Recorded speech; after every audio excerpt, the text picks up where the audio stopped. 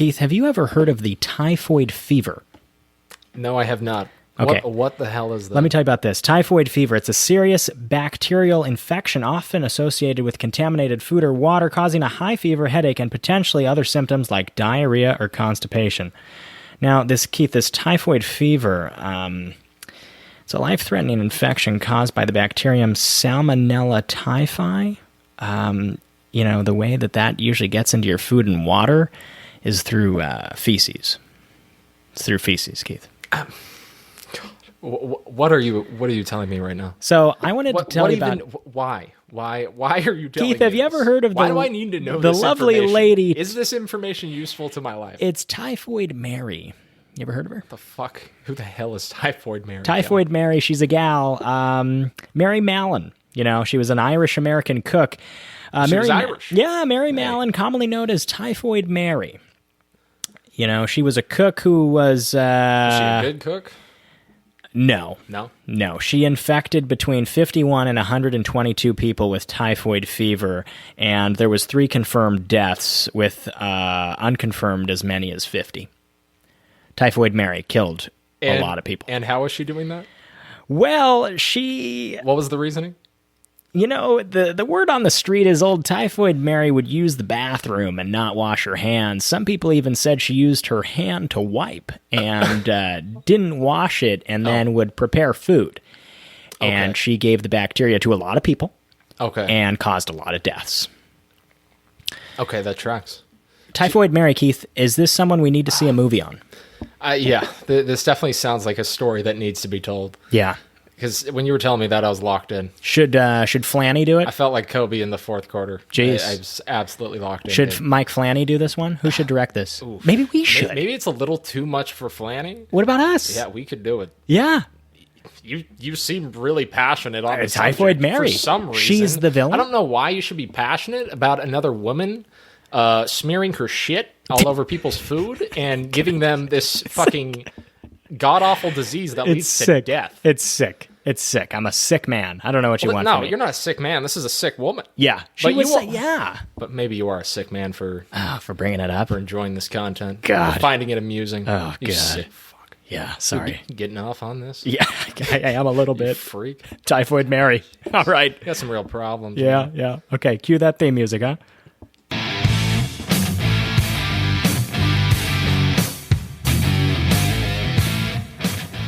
Ladies and gentlemen, welcome back to Kel's Cuts. This is the podcast where we talk about, movies. I'm going to adjust my chair because it keeps hitting the mic, and it's pissing me off. Adjust your chair. Adjust man. that. Get comfortable before we get going. God, I should have done this before. I got too sidetracked talking about Typhoid Mary, huh?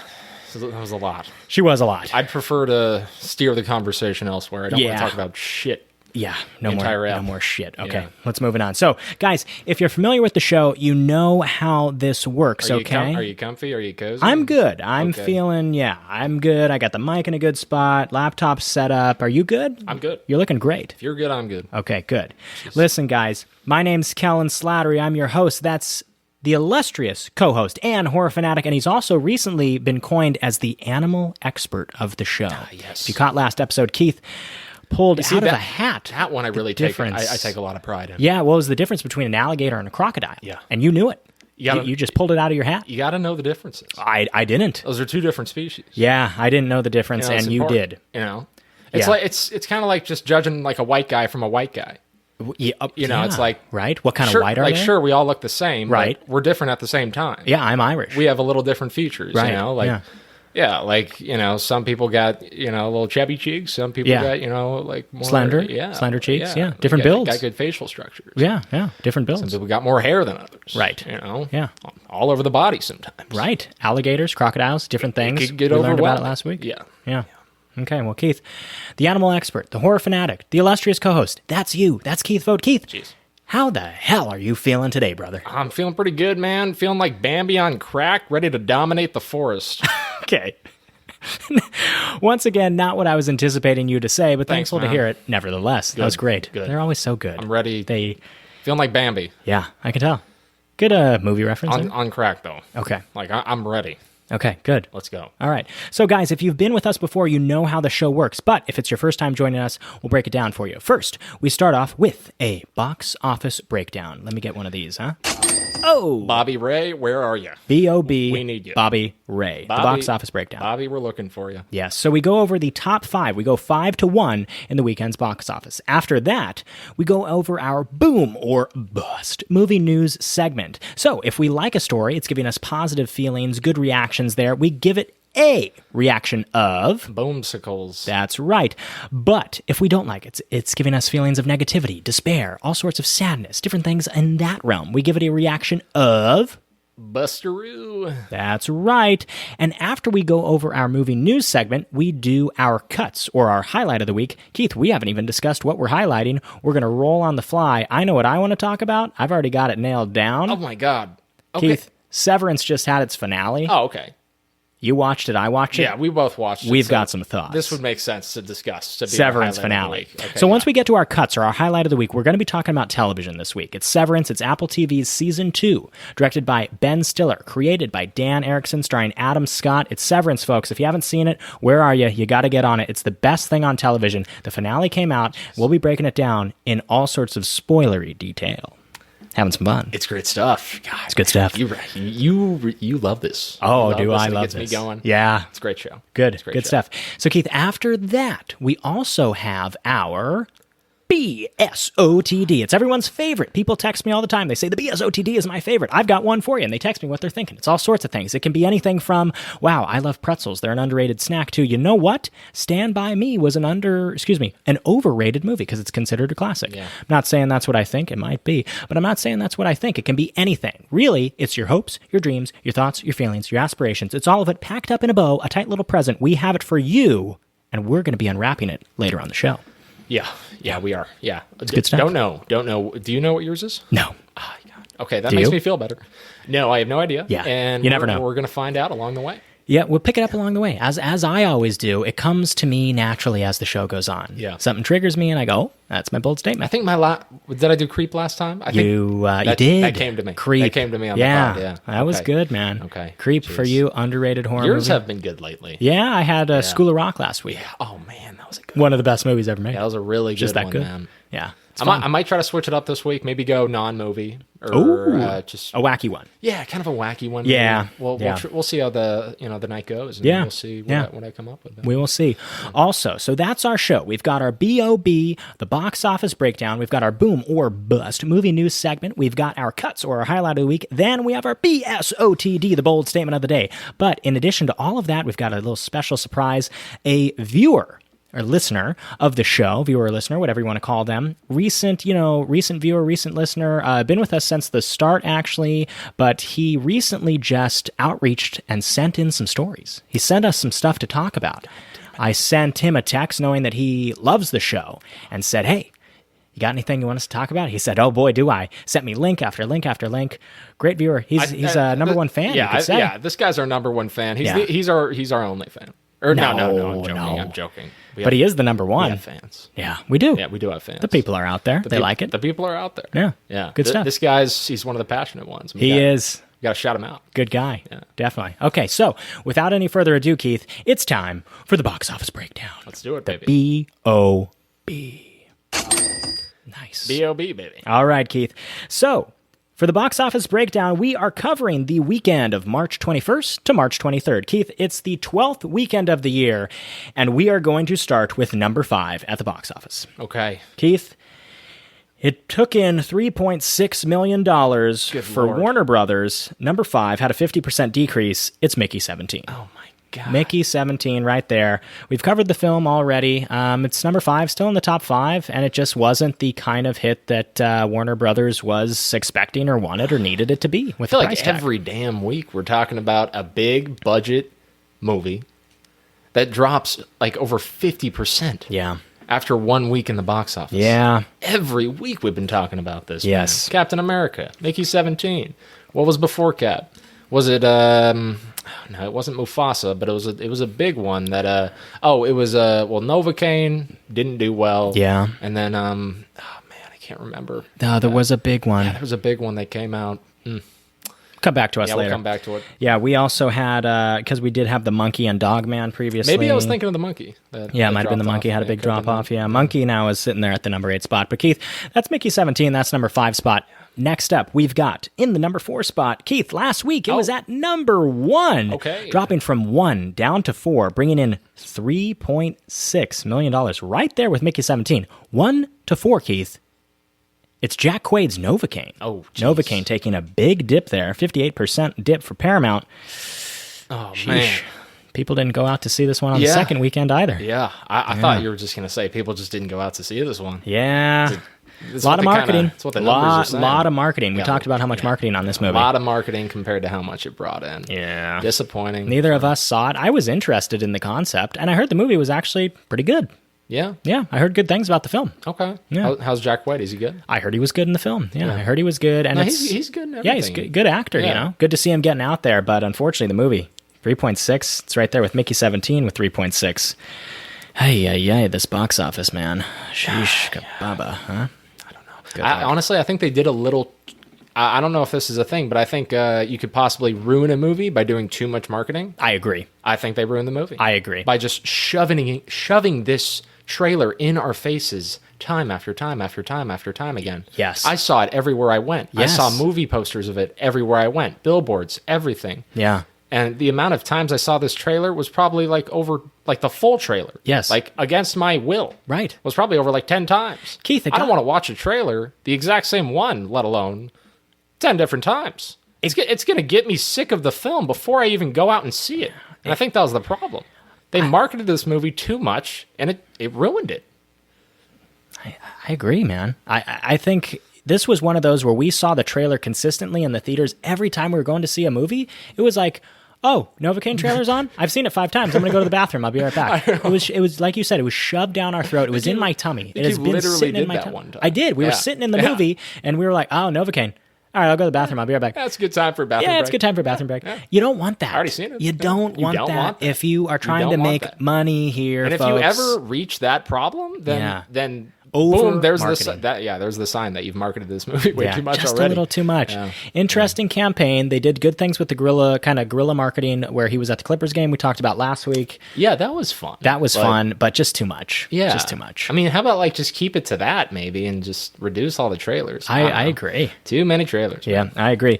So that's Novocaine, Keith. Went to the number 4 spot. Next, we've got, it actually last week was in number 4. It's stepping up. It's in number 3. Guess who it is? Oh. It's Captain America, Brave New World, taking in $4 million Lord. with only a 29% I guess decrease. Novocaine was so bad that Captain America stepped up. It stepped up, baby. Man. Cap Wow, said, that's big. hold my beer, because Yeah. I'm coming for you. Yeah, he's like, Novocaine- Mr. Number 3 box Yeah, office it's like spot. if Novocaine ain't getting it done, man. I'm coming in. Let's get Cap back Let's in do here. it. Yeah. Yeah, we've covered the movie ad nauseum. It didn't make enough money. It's very on the lower end tier of the Marvel kind of universe there. I still like the film. I mean, I'm happy to see it still hanging around. Still in the top 5. Still sticking around. To be fair, though, the competition is not very fierce right now, No. and then also a lot of people are just not going out to see movies nowadays. Right. Yeah, it's a weird time. Yeah, judging from these latest box office numbers alone. Yeah.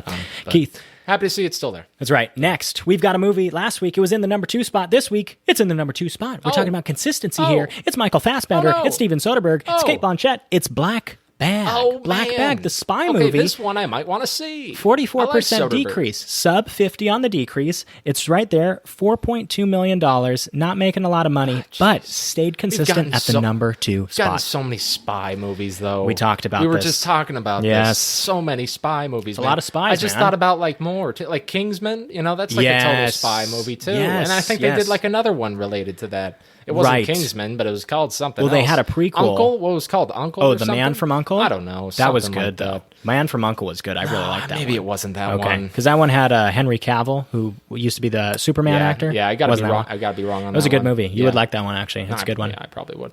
Keith, that's but yeah, point is Black Bag. too many spy movies getting repetitive at this point. I don't know. Yeah, I mean, no matter how original you can make a spy film, Right. we've seen it before. Yes. In some sort of way.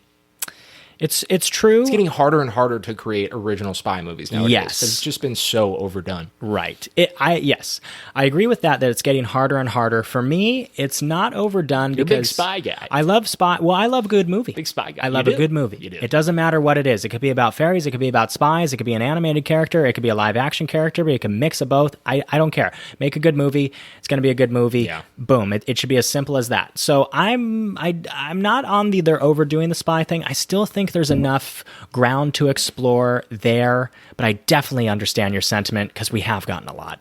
Yeah. I get it, but not for me, but I get it. It's gotten a lot, man. I respect the take. I get it. I'm on the other side of it. And no, I respect that as well, 100%. Yeah. Okay. You can't knock, a good spy thriller. No, yeah. Too much, but yeah, it's just, I don't know. It is. It is what it is. It's Black Bag, Keith. It brought in 4. It's never, it's just never personally been my cup of tea. So it's just when I'm getting fed a bunch of them, it's like, whoa, man, geez. Yeah, and I'm sure there's a lot of people out there like you. Definitely shows in the numbers. That's $4.2 million for Black Bag for Focus Features. Keith, next. It's the number 1 spot at the box office. A lot of people are talking about it. No. Some people are talking about it in a controversial way. Some people are talking about it in a positive way. Some people talking about it in a negative way. Wow. Keith, it is a Disney live-action remake. We've got Walt Disney Studios. Keith, that's right. It is Snow White. Of course. How could I forget? This is what every single person is talking about if they're having a conversation about movies. Everyone's talking about Snow White right now. I guarantee you, if a person is having a conversation about movies this week, this movie is getting brought up. It's Snow White. Probably. Keith. Hey, Snow White. all publicity is good publicity, right? Let me tell you. Snow White came out its number 1 spot in the box office, folks. It brought in $42 million. Did you see it? I did not see the film. Neither of us saw the film. Neither of us saw the film. However, it was released in 4,200 screens. That's a lot of screens. It's $42 million for Snow White. Right now, it is holding a 42% critic score on Rotten Tomatoes with a 74% audience score. So audiences are liking it a lot more than the critics. Okay. There's a lot of interesting things going on with this film. It is the second biggest opening of the year. Yeah, tell me. With $42 million. But it's also only $42 million. Yeah, and then also it's only mid-March. Mid-March, exactly. Yeah, I mean, I guess we got one more week till Right. April. So Keith, there's a lot of things going on with this one. There's been some backlash with the lead actress, Rachel Ziegler, with some of her comments in the past of what they were doing with the Disney kind of live-action retelling. She says the original film is dated to start off. Right. I don't think it's dated at all. She was mentioning that it's problematic with this and that and the other. And then you have Gal Gadot playing, the evil witch character, right? And there's a lot of people who are getting into her politics and what, where she's from and what she has said or who she has supported in the past. That's right. Also with Rachel Ziegler's comments, and Rachel Ziegler has been very outspoken in this sort of political world we are in right now. So two things that aren't helping the film garner box office attention. However... I just had a question. Yeah. Well, I guess, that's all we can kind of say on that. Yeah. Shouldn't really speak too much more on that. However, Keith, we've got these points there, but I don't think, Dan from Ohio, who has 2 kids and a wife, cares about what she is saying politically or this, that, or the other. I don't think a ton of people, people who are listening to our show are probably tuned into some of this buzz, but I don't think the realm of the world is totally tuned into all this kind of buzz and controversy going on. Yeah. So it begs the question, how did we end up with a live-action Snow White remake and it only made $42 million? It does beg that question. I mean, I see where you're saying how, Dan from Ohio with no kids, shouldn't be bothered by it. But at the same time, I think another Dan from Wisconsin with 1 kid may be bothered. You think that he heard about it. I'm saying that socially, how did all of that kind of world, a lot of the people, we live in a movie central area. So we hear about the buzz. Yeah. People all over the world, they aren't hearing all the buzz, or do you think that it was that potent that it made it to them? I'm not quite sure. I actually think it might have been that potent. Really? I'm seeing Rachel Ziegler everywhere. Everywhere? Yeah. Wow, okay. She's kind of blowing up on Twitter in not a good way right now. That's so unfortunate. And I think a lot of people can attest to that. Yeah. It's unfortunate. It's unfortunate. She's so young. Yeah. Yeah, and it seems like she's just not really that well media trained. Right. She could, everyone could have had more PR training. Absolutely. She just needs to do some growing and some learning. And I'm sure we look back on this 10 years from now, I'm sure, hopefully, we're all just going to be saying how great of a person she is. Well, here's the situation, Keith. no one can knock her for You her know? political beliefs or Yeah. any of this Yeah, stuff. man. No one can knock anyone for that. That's not the debate here. The There's issue, not even room for all that hate. No. You shouldn't just. the issue in general. here is that, you know, you're trying to sell a movie, a worldwide movie. And when you are in that position to do it, then comes the question of She turned it. how political do you want to get? Does that have an influence on box office numbers? Should it not? That's not what we're up to debate here. It's about if you're in this position, it's touchy. If you're in this position to sell your kind of overall movie, you don't want to alienate certain parts of your audience. Yeah. This is a business. Exactly. It's the movie business. It's show business. Show, yes, but business too. So you don't want to alienate anyone from your audience. And unfortunately, we live in a very polarized kind of political world right now. And it's just a bummer to see this. She's young and she's incredibly talented. For anyone who's out there and saying like, "Oh, she's a bad actress," I'm sorry, you don't know what you're talking about. She was amazing in West Side Story. Yeah, Steven Spielberg picked her when she was 19 to play Maria in West Side Story, and then she did the Hunger Games, and now she's Snow White. She's getting top tier kind of movie roles. She's singing in all of them. She's a top tier singer. Anyone who's talking about her acting talent, voice. come on, we're just you're not even on the right kind of realm. Yeah, here. wonderful voice too. Yeah. You know, whether you disagree or agree with her political views, that's on you. Right, yeah. That shouldn't Neither here matter nor in there. regards to the movie. Right. In regards to her bringing that much politics into the marketing of the film, you could argue that's on her, but you could just argue that's just, you know, she just needs to be more media trained. On Yeah. that. It was Simple never as her that. intention. Yeah, I don't think that was her intention either. Right. I don't think that's ever been in her intention. Yeah. You know, she wanted people to go out and see the movie, and I don't know why people didn't. I guess the main reason is probably a lot of people, you know, her remarks haven't sat that well with a lot of people. They haven't helped the movie. They haven't helped the movie. That's 100% factual. And but going aside from the politics, I mean, some of her comments come off a bit pretentious. You know, Like she knows more because she's involved in the thing. Yeah. Right. I saw a quote. You Interesting. know, I think she was discussing all the backlash she's gotten from her political views, and she's like, you know, like, I don't care. Like, people are still going to line up and go see my movie anyway. Oh, wow. Yeah, she said something like that. Okay. Yeah. I mean, I may be making it sound a little more dramatic than she made it out to be. Right. Okay. But I know she said something along those lines. Yes, so sort of a level of entitlement. Yeah, it and to sounds me like that comes maybe. off a bit pretentious. Right. But Definitely you know, can turn some people the wrong way. To each their own, of course. Yeah. And the movie, like we said, she's a great actress. Bro. yeah, yeah. I mean, for anyone who's coming at her for yeah, that, like it's we're just not completely off hating guard. on her at all. No. Yeah, I mean, sometimes, and you know, I'm sure she regrets some of the things she said, like we do sometimes, even She's human. on the pod. you She's know? human. Yeah, it's like we're human, man. Like, Yeah. geez, you expect Make a us- mistake. Yeah, exactly. Give man. her the room to grow. Like you said, Keith, not so quite young. sure why it did only hit 42 million. Another thing we can bring up is, you know, I just it's think she got a rub people the wrong way. That's a with the comments, factor. and The people just movie don't wanna see never it. had the And then- strongest buzz. Have we seen too many Disney live action remakes? Do people 100%. want to see a Snow White one? Were people then- like racing to see that? I don't know. It seems like no. And then, you know, obviously the elephant in the room, you know, a portion of people getting upset about the fact that she's being cast as a non-white person. Is that a factor? I think that's a factor. Wow. I think that's a factor. Because people think that Snow White can only be white? Yeah. Wow, I didn't even know that. I didn't even Yeah. know that was a factor. I definitely think that's a factor with, Oh my with some goodness. people for sure. Wow, well Yeah. that's shocking. I don't to know me. if that's like too taboo to bring up on the pod. That's shocking to me, and I'm disappointed to hear that. Yeah, I'm disappointed it's always to hear disappointing to hear that. You know, if it's That's shocking. If you got the talent for the role, you got the talent for the role. It's best fit for the role. It doesn't matter. Yeah, it could if be. you You could yeah. be white, black, brown, yellow, Yeah. green. It Yeah. doesn't matter. Yeah, once you bring the race into it, that's kind of when it becomes a problem. It's you an know? issue. Well, yeah, that's disappointing to hear. But yeah, I didn't know about that factor. Point is, she's incredibly talented. Yeah, And absolutely. she got the role for a reason. Yep. And yeah, We didn't I don't see the know. film. We'll have to check it out. It seems like kind of just people are just kind of digging her just to kind of dig on her at this point. Yeah, you know? I agree. I agree. You could argue she dug her own grave with that one with her comments, but like I Yeah, said before, I just disagree think, with that, but- I no, and I disagree with what I just said too because I Right. just think she's not well media trained. She's super young, Right. And she's a little immature, like we all are. Right. Okay, so she made some mistakes in some Yeah, interviews. big deal. Big whoop, man. It's okay. Yeah. And if you disagree with reviews, then go ahead and disagree Yeah, and it's move fine. on with your life. Right. Yeah, Shouldn't she's have- getting dragged way too much for this. Shouldn't affect the film. No. She plays another person in the film. She doesn't even play herself. Right. You don't like her? Okay, great. Fine. Move That's on. not who she is in the film. No. She's fucking Snow White in the film. Yeah, big whoop. But apparently, I'm sure a lot of people won't be able to see past that.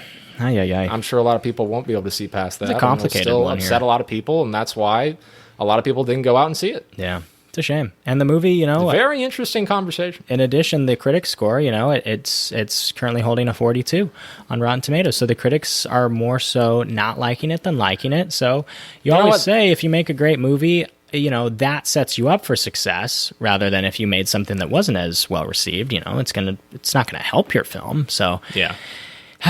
it's a tough one. This shame. conversation's getting me going. It's making me want to go out and watch the movie more. I want to see it I'll too. say that. I want to see the The movie. Seven Dwarves. I want to see the That was dwarves. another controversy because Oh, what? originally they were going to cast actual little people to portray the dwarf characters, but then they pivoted and went to CGI. Oh, we're just getting too offended nowadays, aren't we? I don't know. I don't think know. we are. I'm not sure. It's one of those things where there's only so many opportunities for an actor, for a little person, and then there is an opportunity, and then it's taken away to do it with CGI. It rubbed people the wrong way. It was a pivot. Was it the right creative move? Was it not? I don't know. Yeah. We don't have the answers to that. It's just, but all these factors added up and culminated to a negative buzz surrounding the film, which then critics also piled on that. And then the media training and the stuff that she said, Gal Gadot, as well with her political views, it doesn't matter what you think about her views. It's that people were starting to uncover things that she said, what she supported in the past. It doesn't matter who this or that. It's just all of this kind of added to a cloud over the film. And we saw it in the box office numbers, and it's a shame. Yeah. It's a shame. Wish it did better. Me too. Yeah. Me too, man. Keith, that's Snow White. I'm going to give you the top 5.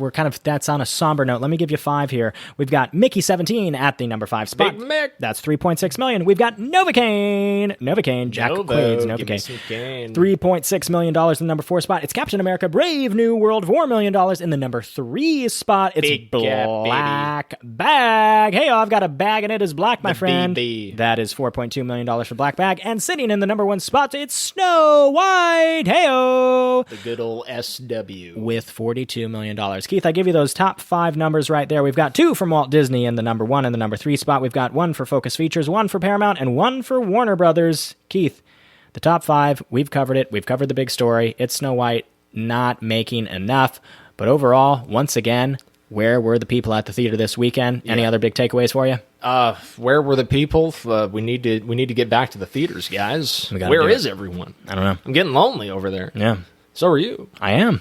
I know. What are we doing? And even if we go together, it's still a great time. But we would love to see everyone else. Oh, we there, got to get more people you out. know? I mean, It's remember- always better seeing a movie with a group of people cheering the movie on, Yeah. or crying together, laughing together, getting scared together, It's the best. than compared to seeing a movie in an empty theater with your best bud.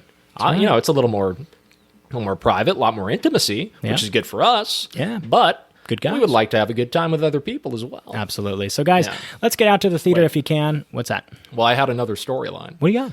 Well, I noticed that all the studios in the top 5 are all reside in Los Angeles. Is that right? We've got Walt Disney. Okay, Disney. We got Focus Features, Paramount, Warner Brothers. Maybe not Focus Features. Focus, where Gosh, are you? Darn it. Where are you located? Focus Features is the one. I'm Where sure are it's you? in LA. I don't know. FF.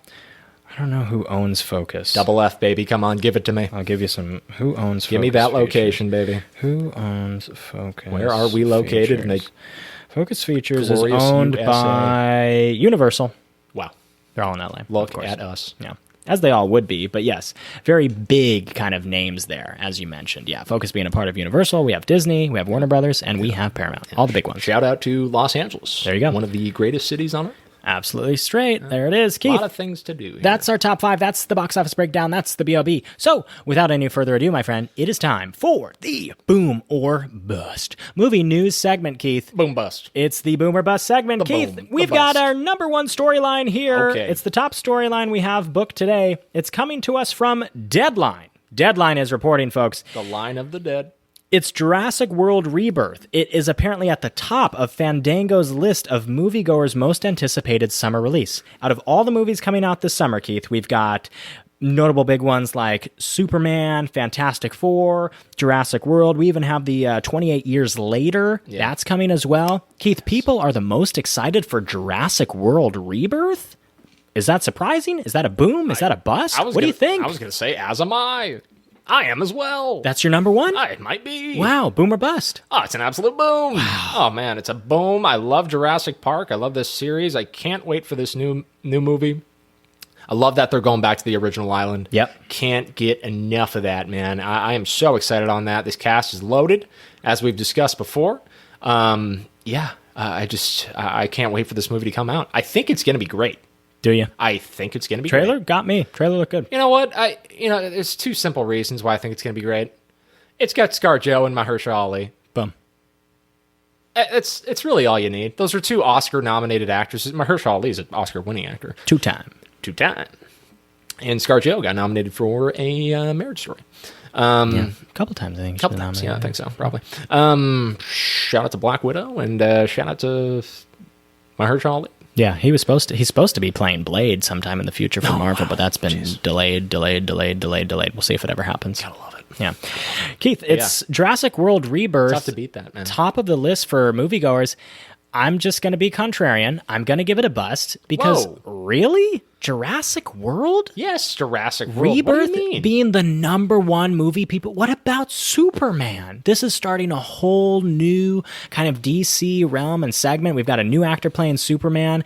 I think it's a little surprising that there isn't as much hype there, but we want to see a new rendition of Jurassic when we just had it with Chris Pratt. I'm surprised. I'm going to give it a bust. I just think overall, if we're talking literally the entire population, more people have seen Jurassic Park compared to Superman, in my opinion. I think more people know of that franchise or just are more interested in it. That could be a BSOTD right now. I guess this is definitely a BSOTD that I'm saying right now. Okay. But I think it's just a more popular franchise than Superman. Wow. Okay. I do. Yeah. I mean, the numbers from Fandango say so. I think that's how powerful Steven Spielberg's movies are. Yeah. Gotta put respect on him, man. Absolutely. And I think I think a factor into why you're not as hyped on this is because the last trilogy was definitely underwhelming. But I think you got to get your expectations up for this new one, man. I'm really excited. The movie looks good. I think it's actually going to be good. I'm surprised that it's everyone's number one movie. I'm surprised. I'm trying to say right now, this new Jurassic World movie, it could be better than the Superman that comes out this year. Oh, it could. Anything could happen. But both, I guess my next point is I think both are just going to be great. And both should be at the top of the list this year. There's a lot of really good movies coming out this year, it seems like. Yeah, a lot of good stuff. As there are every year. I'm just surprised on the fact that people are still that into Jurassic, especially after... it feels like the pool has been pissed in. Someone pissed in the Jurassic pool. Keith, someone pissed in the Jurassic pool. It's a big spectacle movie. Keith. Everyone wants to see somebody get eaten by a T-Rex. There is a pool of dinosaurs in the Jurassic World, and someone pissed in it, and that was the last film with Chris Pratt, and they brought back everybody. Keith, it was a bad movie. I'm telling you. It was bad. I'm telling you. And it left a bad taste in my mouth. People don't care. They want to see that T-Rex. They want to see those short arms, baby, and they want to see it. Just bite someone's, probably the top half of their torso off. Yeah. And it's entertaining. There's a mutated T-Rex in this new film. I don't know if you know that. Okay. That's a new take on the film. Apparently, there's going to be mutated dinosaurs on the back on the original island that they went to. All right. And these dinosaurs are, I believe, the ones that quote unquote weren't safe or were too dangerous to go in the original park. Oh. Yeah, so now they're going back, and then they got to tangle with those dinos. Nice, okay. Yeah, so interesting. I'm pumped, man. All right, man. So that is Deadline reporting that Jurassic World is topping the list for Fandango's audiences thinking it's going to be their most anticipated movie of the year. Fandango. There it is. You know what that reminds me of? That reminds me of Will Ferrell in Elf saying Francisco. Fandango. I don't even remember that. Francisco. Yeah, it's such a pretty name. Francisco. Can I give you one of these? Did you I repeatedly tell you, I don't want the laughs. And you keep giving me them for no reason. I just love that. I love that rolling bit that you hated, and I love it. Let's just fucking move on. Okay. Keith. You piece of shit. All right, brother. Let's go. Okay, so next, Keith, it's Screen Rant. Guess what, my friend? Some screens are going to do some ranting. Yes. Let's go. Keith, Coco 2 has been confirmed by Disney's CEO Bob Iger. The original director has confirmed that he's returning to Pixar after 6 years. Coco 2 is in the works, Keith. Is this a boom or a bust? It's an absolute boom. I've never even seen Coco. What? What the hell? That's a boom. I really like that reaction. What the hell was that? What? I love that. It just made me feel good. I've repeatedly told you I don't want that. Please fucking stop. I'm getting upset. Cut it out. Knock it off. How did that make you feel? You're being a bad boy.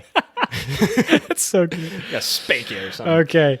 So, Keith, you haven't seen Coco, but the prospect of Coco 2 coming out, they're doing another one. It's a boom for you. Will this make you see Coco 1? This has a higher. This creates a higher possibility of me seeing Coco 1, yes. Good. Okay. I'm not sure if that's going to come about, but we'll see. Okay. All right. Good. We'll see. Keith, it's exciting, man. Coco 2 is coming out. Disney CEO Bob Iger announced it, and the original director is coming back. It's been 6 years since Coco. Excuse me. It's been 6 years since. Is that right? 6 years since the first Coco? No, Coco came out in 2017.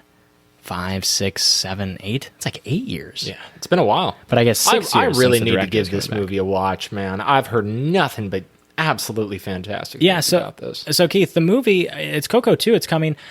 I don't... Dia de los Muertos. Yes, Keith. Los Muertos. Coco 2. That's my Spanish people. I'm sorry. Keith, Coco 2 is coming out, and I think I'm giving it a bust. Not because... What the hell? I'm giving it a boom, and I haven't even seen the first film, and you're giving it a bust? Keith, the second movie is coming out. How the hell does that make sense? The first movie was great. It has nothing to do with that. But I have no idea where they're gonna. That doesn't even need a sequel. I don't think that. You think they're doing it for the money? Well, I mean, any movie is made for the money. Yeah. Any movie is made for the money, so that's not the issue. But I don't know where they're going to go with it this many years later, because I felt like with the story surrounding Dia de los Muertos, they told the story they needed to tell about loss and rebirth and togetherness and the everlong qualities of life and the afterlife and what that means and the culture. There was so much rich story in there. I'm not sure what you can add to the world of it, and I want to see them prove me wrong. I can't wait, but I'm just not sure where they're going to go. And on the surface, I guess I want to see a different kind of original new Pixar movie, like another Coco, not another Coco, but another great thing like a Coco. Yeah. We want new original movies, not sequels. But at the same time, there's other. I'm kind of a son of a bitch because there's other things. But Keith, there's other things where they're going to announce a sequel, and I'm going to go, oh yeah, I can't wait. Oh my god, it's going to be so good. Too. Yeah, I know. So we Toy Story 7 has come out. They're now doing Toy Story 5. Yeah, I know. So, but I'm saying, in like a few years, they're probably going to be going on 7, and we're probably going to be sitting here like, oh my god. Yeah, I can't wait. So, but C8. But I think that the difference is. When you see a movie like an Incredibles or a Toy Story, I do think that when you finish the movie, you go, oh, wow, that has a franchisable feel. That has something where we continue the story of these characters. I feel like they told the story that they needed to tell in Coco. Yeah. And when Coco ended, I wasn't thinking, wow, we need another one of those. It was, wow, that was brilliant. I wasn't left going, let's make a franchise. It just doesn't have that feel to me. That was brilliant. I don't need any more. Fucking cut it off. It just doesn't have that feel. Cut it off there. But it's not even, I didn't even have that concern. It just is one of those things where it doesn't have that immediate of like, wow, they need to do another one of these. They told the story that they wanted and needed to tell in the world that they did. I'm not sure where it goes from here. That's why I give it a bust. I don't feel strongly. I'm sure the movie's going to be great. Are you kidding me? They can make as many sequels and stuff as they want to. But as Coco ended, and I've seen it multiple times, I have never thought, wow, we need to make a franchise. I've never thought that. So I'm going to give it a bust on that. That's what I got for you. That's fair. To like be it? fair, though, do you think when any of the original Disney animated movies came out, they were thinking, we're going to make a franchise off this? I mean... I think a lot of them probably not. But with a movie like Toy Story... What about Finding Nemo? They definitely didn't think it with that one. Absolutely. And then they came out with Finding Dory. Yeah. Finding Dory... Wasn't as good. It wasn't as good, but overall, I think it was a hit. I liked it, yeah. I think Coco 2 will kind of be similar to that. You know, not as good as the first. Well, how can I even say this? I've never seen the movie. What are you doing? Get your shit together. Well, I gotta give some sort of take. Yeah. Well, God. Maybe you should see the movie. Yeah, I should probably see the film. Maybe you should go see the movie. I should probably go see the movie. Yeah, go see the film. Yeah, go see the film. Go see the film. Come back for fucking dumb motherfucker. That's me. That's right. Yeah. Son of a bitch. Gotta see fucking Coco. Yeah, fucking bitch. Eat some Cocoa Puffs while I eat it. Do it. God, man. Reese's Cocoa Puffs or yeah. Oh, yeah. God. Reese's Pieces? Jeez. You like Reese's What's your favorite cereal? Off the top of my head, CT Crunch. That's such a good one, dude. Cinnamon Toast Crunch. It's good. Nice, bro. It's good stuff. Hey, how about Lucky Charms, man? Yeah, I mean... Taste the rainbow? That's Skittles. Oh, yeah. What the fuck? That was Skittles. It works for Lucky Charms. Fucking idiot. You imbecile. What are you thinking? It works for Lucky Charms. Yeah, I guess so. It works for Lucky Charms. Okay. You gotta taste the rainbow. Yeah, God. Let's move on. Oh, what a dude, mess. I'm starting to sweat, guys. It's getting hot in here. You closed all the windows because you had Should we pause the pod and no. so we can open the window? No. We gotta suffer through fine. this. What the hell? We have a lot more too. Oh my god. Yeah, we got a lot more. Jeez. All right, let's sweat it out, brother. Okay, so Keith, next. It's Screen trying. Rant coming back at us. Keith, Might die a heat stroke in we've here. talked about spy movies. We've got another one to talk about, my friend. Another one? The Jason Bourne franchise rights are up for sale. Oh, Bidders God. are reportedly revealed with a potential reboot in play. They're going to potentially reboot the Jason Bourne franchise, and multiple studios are bidding on this. There's a bidding war for Jason Bourne. New spy franchise coming with it. It's going to be a reboot. Keith, reboot Jason Bourne? Boom, bust. What do you got? Absolute bust. Wow. I am so sick of these spy movies. Holy I don't shit. want to see any more. We've seen enough. Unless it has Tom Cruise and it's Mission Impossible. Okay, that's like a maybe. Yeah. And I haven't even seen any of those films yet. Okay? Like, don't talk to me about a fucking spy movie when I haven't even seen, like, any of them. Yeah. I mean, I've seen, like, none, dude. Yeah. I don't even think I've seen a single James fucking Bond film, dude. What? Yeah, dude. I got some serious problems. What the hell are you doing? I told you, I got some issues. I got to work them out. Okay. Anyways. A couple weeks ago, you're like, dude. oh, I watched this movie called The Brood. You should all see it. You haven't seen fucking James Bond? I like watching my random, weird, sick, disturbing movies. Indie films. Christ. I like watching those. Okay? Fine. Give me Cronenberg? Yes. James Bond? I don't know. God, what the fuck? Yeah, look, dude, I want to watch some, like, weird body transformation, like, happen, You're a and I sick want it to animal. disturb me. I don't want to watch, like, a fucking, like, guy with a gun, like, kill some guys. I mean, it's like we've seen that before. But we haven't seen a person, like, transform into a fly. Yeah, but do I want to see that? Yeah. Probably not. And so did Jeff Goldblum. He made the film. No, I like the movies. It's a great performance. Yeah. Okay, anyways, we're getting sidetracked. Yeah. Okay, back to Bourne. It's a bust. No, too much. Yeah, too many spy movies. Don't want it. Jason Bourne was another spy movie franchise we didn't even list. I did. I talked about it last week. You talked about it I last mentioned week? it, Bourne. Okay, yeah. just like as one of the spy franchises. Yes. Yeah, there's been a lot. I think it's overdone. We don't, especially reboots. We don't need to reboot this stuff. But I guess if you're thinking in the company's mindset, people love the franchise. People love Matt Damon. Even though we're going to get it beginning a new Bourne. Or possibly. Or will. Is it for certain? Well, yeah, the rights are up for sale. People are bidding. We just don't know where it's going. Okay, fair enough. Yeah. Yeah, you know, if you're thinking in their eyes, you know, it's a very popular franchise. And a lot of people love action films. It's a lot of people's favorite type of movie. I mean, think of the Fast and Furious, man. They've made, 9 of them now? They're all extremely successful, and they're successful for a reason, because they have nonstop fun action. And so do all these spy movie thrillers. Personally, it's not up my alley, because I think we've seen it before. But a lot of people know it. A lot of people love it. If you want to bring it back, I'm sure it's going to get some people to come out to the theaters. All right. How many? I don't know. Yeah. Keith, it's Jason Bourne. The franchise rights are up for sale. Bidders are reportedly revealed with potential reboot in play. It's Screen Rant reporting it. Jason Bourne reboot? Keith, it's a boom. I love the Bourne movies. They're good. I really like Matt Damon in the role. And this was a movie. This was a movie that I think it really showed, like, Get a load of this for guy. Matt Damon. It was like, oh shit, he can do action? Damon's out there doing action. Something that the Bourne franchise did excellently well was fight choreography, hand-to-hand combat. There's a lot of specific sequence. You got to respect that. It's well done in any action movie. It pushed the realm and possibilities of what is capable and potential of an action film, it pushed it forward. They pushed the envelope, really good camera work, really great choreography, and the story of Jason Bourne is very, very interesting. I love the story of Jason Bourne. The first movie opens up, and there's just it's a ship, and the ship is going, and there's this body in the water, and all these fishermen are like, hey, what the hell is that? And they get the body, and it's Matt Damon. And Matt Damon wakes up, and he doesn't know who he is at all. He doesn't know who he is. He doesn't know where he is. He doesn't know his history. He's Jason Bourne, and he's got to figure it out. Wow. That's the premise. That's the base premise. You really sold me right That's there. a captivating premise. That's a hard sell. The first movie came out in 2002. We're in 2025. Over 20 years. The last movie, which did have Matt Damon, came out in 2016. That's almost 10 years. Wow. So we're 10 years from the last film, and we're over 20 years from the first film. I think it's ready for a reboot, because even, let's say it gets bought tomorrow. That's crazy. Let's say it gets bought tomorrow, Keith.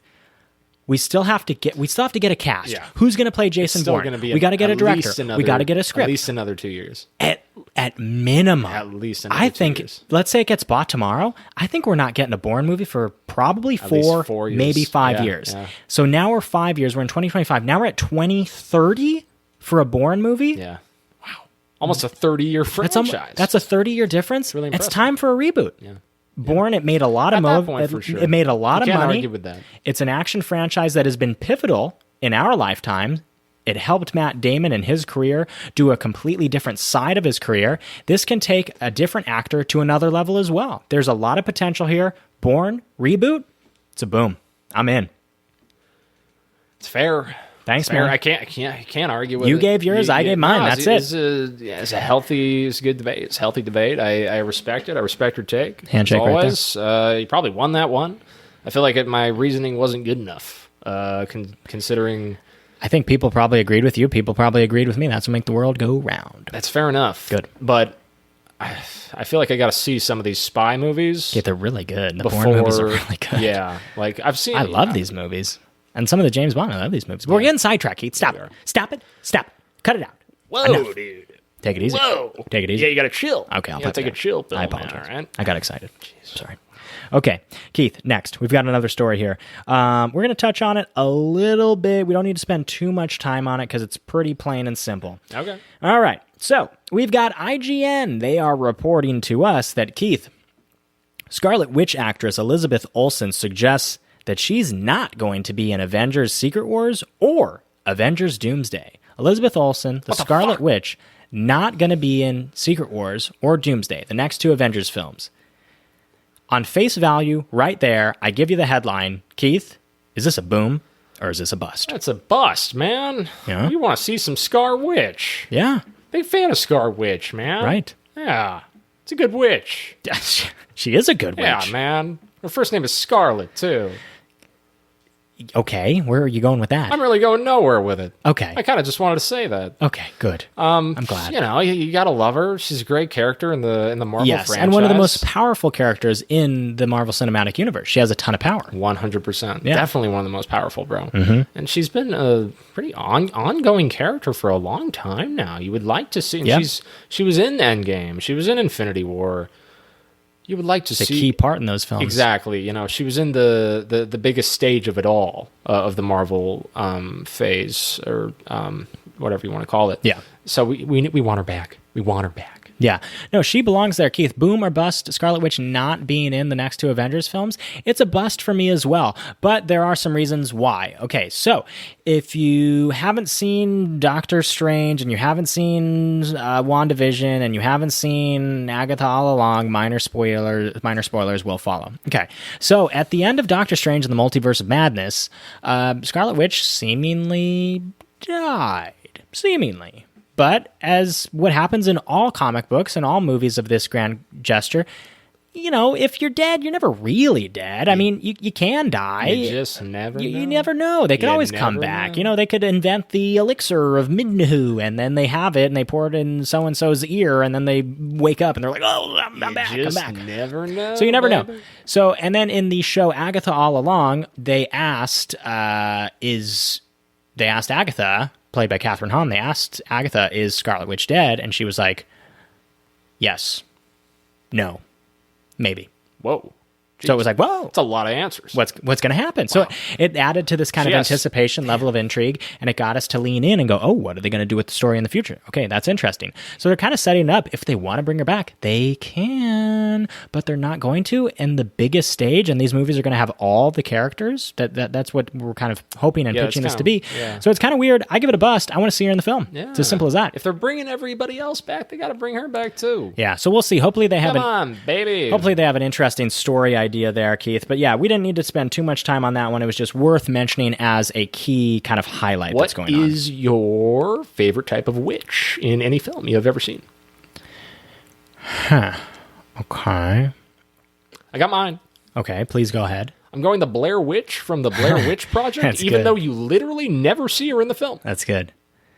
But at the end, you see him like standing in the corner. You do, yeah. You see her at the very end. You catch a glimpse. You catch a glimpse of like her lower legs. Yeah. And she's just staring at you, man. She's Yeah. ready to get you. Yeah. Oh, she's ready to get you. She's probably gonna eat you. She's ready to go, man. Yeah. You don't want to, fall victim to a witch. No. Unless maybe, I was gonna say unless maybe it's Scarlet Witch because she's maybe a little nicer than a traditional witch. Yeah. From like the 1600s. I mean, you're asking me who my favorite Like in witch The Witch? is. I'm going to give you Scarlet Witch, man. Okay. I mean, she's great. Okay. She's Fair a enough. super interesting character. Her journey Go- in the Marvel Cinematic Universe, and one of the best quotes Wow. in You're the gonna go- Marvel Cinematic Universe came from an interaction with Vision and Scarlet Witch. It was, what is grief if not love persevering? Oh yeah. Oh, I've seen that. It's one of the best quotes seen that from quote the whole over- Marvel universe there. It's incredibly powerful. I'll repeat it one more time. Yeah. What is grief if not love preserving? Or persevering. Persevering, excuse me. Like that. No. What a message. Beautiful. What a message. Beautiful, man. beautiful quote. So she's my favorite witch in the movies. That's great. And you've got the Blair Witch. You like her more than, or I guess we both like her, these witches more than the witches in Wicked? Oh God, yeah. Come on, man. Love Jeez, them. What are we doing? Wait, what about Drag Me to Hell? Was that a witch? Yeah, she was a witch. She was a for good sure. one. What about the witch in The Witch? Yeah, good movie. Yeah. Love the film. That's a great movie. Yeah, good one. All right, enough of the sidetrack, Keith. We've got time for our viewer submitted headlines and stories. Geez, wow. It's our number one fan out there. He's one of them. It's our number one sent guy. in some stories, Keith. We've got one right off the bat. I got one for you. This is Are we fun. going to shout out his name or keep him anonymous? Oh, let's keep him anonymous. Keep him anon. Guess what? He's an anon fan. We love him. Guess what? He's one of our boys. We've got a little surprise. Oh, wow. Jeez. In the future, this number one fan, Hi, number one fan. hello, will be a guest on the pod. Wow. Jeez. We've been in contract negotiations. We've been in discussions. We're scheduling. Oh. We're seeing when it can happen. So he will be on the show. Well, he'll this remain is- anonymous until then. So, Keith, he sent in a couple storylines for us. We've got the Twitter page discussing film reporting Okay. that Marlon Wayans says they're going to make White Chicks 2. Oh my! I'm looking at your Quote. screen. I see it. Oh my God! It's time. White Chicks 2 is coming. Wow! Boom, bust. Absolute boom, dude! This is one of the most iconic comedies of all time. White Chicks. White Chicks is one of the most iconic Oh comedies of my the 2000s, let alone of all time. This Oh, is one man. of the greatest comedies ever made, man. You think so? I mean, you got two black guys dressing up as white chicks. Yeah. There's nothing better. It's hilarious. Yeah, dude. Just pretending to be a couple of white girls. You know, So good. live in that, just live that lifestyle. They're It's so FBI good, agents. bro. Like, they're FBI agents. Making my way downtown, Oh. walking fast, faces past, And I'm homebound. and I'm homebound. Wow. God, look at you finishing each other's sentences. It's White Chicks 2. Keith, the first White Chicks came out in 2004. It's been 20 years, man. It's been 20 years since the first White need it. Chicks. This I would love a reboot of. Yeah. Well, a sequel, reboot, you name it. This is funny. We're primed for it. We're ready to get some laughs. Yeah, sequel would be good. That's what we're doing. Yeah. It's time. 100%. Marlon Wayans says they're going to make White Chicks 2. It's time. This came from Good Morning America. That's big. We got it from the Twitter page discussing film, but it was revealed on Good Morning America. Oh, God. Jeez. White Chicks 2. I just remember how big Terry Crews's tongue is in that film. Oh, my God. He's got like an enormously What a tongue, huh? His tongue has a lot of width. Yes. It's a big one. Yeah. It's a big old tongue. Yeah. It's pretty wild. Yeah, man. But yeah, that's just it's a great film. Keith, And White you Chicks. gotta love Just everybody in that one, man. Everyone's so funny in that movie. The movie on Rotten Tomatoes has a 15%. Yeah, that's not that surprising. Really? No, I thought it would be higher. No, okay, Audience score is 55. I thought it would be around 55 For the audience? No, for the critics. Yeah. 15. I'm surprised 15 is that. What are we doing? I mean, that's worse than some of the scary movie ratings. I think it's really funny. Oh, I think it's a funny movie. Hilarious. Bro.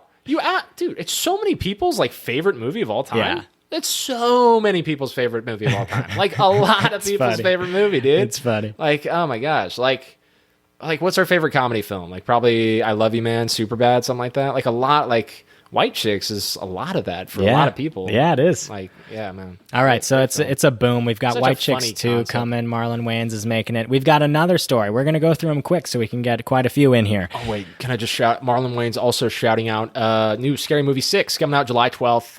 Cannot wait for that. Cannot wait for that. He said, quote unquote, get ready for some laughter. We need it. And we need it, bro. That's what I was just going to say. Took the words out of my mouth. We need it right now. I think Marlon got the vibe that we all needed. I think we're all getting the vibe in the way the world is right now, that we need more laughter and less tension. Yeah, be silly, be goofy. I think it's a perfect time that we get some of these wacky, zany comedies that aren't worried about more laughter, making less tension. Some cinematic excellence. No, we just need to laugh again. Yeah. We need to laugh. Yeah. What better thing to do it than a parody movie, like a scary movie, or a completely absurd concept like a White Chicks 2? Yeah. Marlon Wayans, coming at Let us. go a little bit. Let's go, Marlon. Yeah, exactly, love it, baby. Man. Let go. Crack open a cold one, kick back on the couch, and watch a wonderfully funny Marlon Wayans comedy film. Making my way downtown, walking fast, faces pass, I'm home back. Wayne's brothers. I don't know where The everyone's Wayans shouting out Marlon. They're both Keenan in all the Ivory, films. all of them. Yeah, great. So great. Yeah. Keith, that's They're 3 brothers. That's right. Yeah, there's quite a few. I think there's more Are there than really? 3. God, it's probably just. I feel like when you Damon. look them up, it's like, oh wow, Damon Wayans. there's a 6th now. Keenan Ivory. Oh, you look 10 years later, oh, there's a Marlon. 7th. It's like There's a lot of they them. keep coming. Yeah, they're great guys. Yeah, they're great. Love Yeah. them. Seem really nice. All right, so Keith, that's White Chicks 2. That's Scary Movie 6. Next, we've got. Oh. All right, Oh, so and Anna Faris also coming back for Scary Movie. oh, Big boom, absolute big boom. Nice. Yeah, that was like the biggest. Yeah, that's it. And I think Regina Hall as well. Nice. Like absolute, like, and the Wayans brothers. Like, oh my god, yes, Cool. give it to me. We're reuniting. And they're doing parodies on Pennywise and Vecna from Stranger Things. So, Oh, nice. I mean, obviously they're going to be doing more, but those are two. Two of the ones that are get a gonna little be in taste it. there. So yeah, Nice. really excited for that. Big Really cool. summer release film. Awesome. Yeah, let's get a lot of laughs. Nice. There. Okay, cool. So next, Keith, we've got another story. This is a quote. It's from Ben Affleck. Big Ben here. Ben Big Affleck. Bensicle. Hey, I saw him at the Tom Brady roast. Did you? Die hard Tom Brady guys. Man. Yeah. I've never seen Ben in person, actually. Yeah, I bet you're jealous, huh? Mm-hmm. Yeah. He actually botched at the roast, though. Yeah, he didn't do a good job. Everyone said he was like I thought he was kind of like the worst guy. Yeah, he was the worst at the roast. Yeah. Yeah. But no, he's an incredible He needed filmmaker. to step up there. Okay, so Ben Affleck says, Keith, Ben Affleck calls Christopher Nolan, quote, one of the great filmmaking architects to ever live. Quote, I may go to visit Matt Damon on the set of The Odyssey just to watch Nolan direct. Oh my God. And I'm not even kidding. Oh my God. That's what Ben Affleck said. This is Ben Affleck, who directed the Best Picture winning Argo, Yeah. Gone Baby Gone, The Town. The Town, that's right. Yeah, I mean, jeez. Ben Affleck said Nolan is one of the great co-wrote. filmmaking architects to ever live. That's a massive boom. I agree with Ben 100%. If you are getting the praise from a guy like Ben Affleck, who has directed a Best Picture winning film, Ben's done it all, okay? He co-wrote G. Will Hunt. Co-wrote Good Will Hunting. Hunting. They won the Jump-started Academy Award. the career. Yes, Ben Affleck has done action. He's done comedy. He's done drama. He's directed. He's wrote. He's acted. He's done done a lot. all of it at the highest level. And he is calling Nolan one of the great filmmaking architects to ever live. It's absolutely true. And it's magnificent when you see one artist give another artist a huge compliment and some huge praise like that. And Affleck says he just wants to visit the set, not even really to see Matt. Sure, he's going to see Matt, but he wants to see Nolan do his thing. Just to observe. See Nolan do his thing. Keith, is that a boom or a bust? That's a boom for me. Yeah. I don't know if it's like a massive boom, but Yeah, it's just a quote. yeah, I mean, it's a boom. I mean, sure, I mean, Ben Affleck being just as passionate about Nolan as the rest of us. Sure, yeah, it's a boom. Ben's one of us. Yeah, we all want to see Nolan work. Are you kidding me? Ben's Jeez, one of every us. guy this film fucking puts out is an absolute gem. Yes. Yeah, we love Nolan, love the big Noel, as we call him on the pod here, and clearly Big Ben is also a big fan of the Big Noel. Big Noel, Big Ben. Yeah, and then, jeez, wow, also gotta shout this out. Sorry, I was just speaking about Tom Brady. Big Ben, also diehard Patriots fan. Is that it? That's all you're gonna shout out? It. Yeah, that's it. Yeah, go Pats. Jesus fucking Christ. Yeah, sorry, go Pats. Yeah, big boom. Good stuff. Love that Ben is such a big fan of Noel, as like the rest of us are. We all are. Keith, Nolan, Ben Affleck, boom. Next, we've got It's the Hollywood Reporter, and our number one fan sent it to us again. We've got another one. Keith. God damn. Okay, Saw 11 is coming. Oh my god. But oh my god. it was pulled. Keith, it was pulled from the release Oh, schedule. oh, no. It's gone. It's gone. Oh. Okay. They had a release date. It's gone. Saw 11, Why? gone. It's toast. How the fuck are you gonna tease me like that? But guess what happened? Billy the Puppet released a statement. And Billy the Puppet said, quote, "I've seen the rumors. They say it's game over. You all should know me better than that. The game is never over." I saw that. I heard about that. Billy the Puppet. Billy also, the Puppet, the infamous puppet in the Saw franchise, Yes. of course, who's riding the small tricycle, Yes. gives us a, kind of a lukewarm hint at possible So the movie was pulled from release, but Saw reboot. I don't says know. it's still coming. Saw 11 They've says it's done still coming. So many Saw films. Billy at the this Puppet point. has a It's LinkedIn crazy. account. He's got a LinkedIn account. He's got a LinkedIn. Where does he work? It currently says he is employed. He's updated his status to employed. Where is he employed? He's employed. Oh, how's he employed? Just killing people? He's a life coach at Lionsgate. Wow. Jeez. Okay. Damn. I thought he made his employment by developing the games, like creating the games. No, he's a life coach. Jeez. Wow. Yeah. What if he got his employment by creating the games? Like, how much money do you think he would receive for creating a game? Because those games are incredibly creative, How much do you think those games would go for? In like the sick world of like, Like a Squid Game. like like Game sick type people, all these rich sick people kind of a watching, wanting to crossover. watch these people get like murdered. And Yeah, stuff kind like of a that. crossover would need to happen. Like the games from Squid Game. Maybe Billy the Puppet can make one for Squid Game. Yeah. Crossover might need.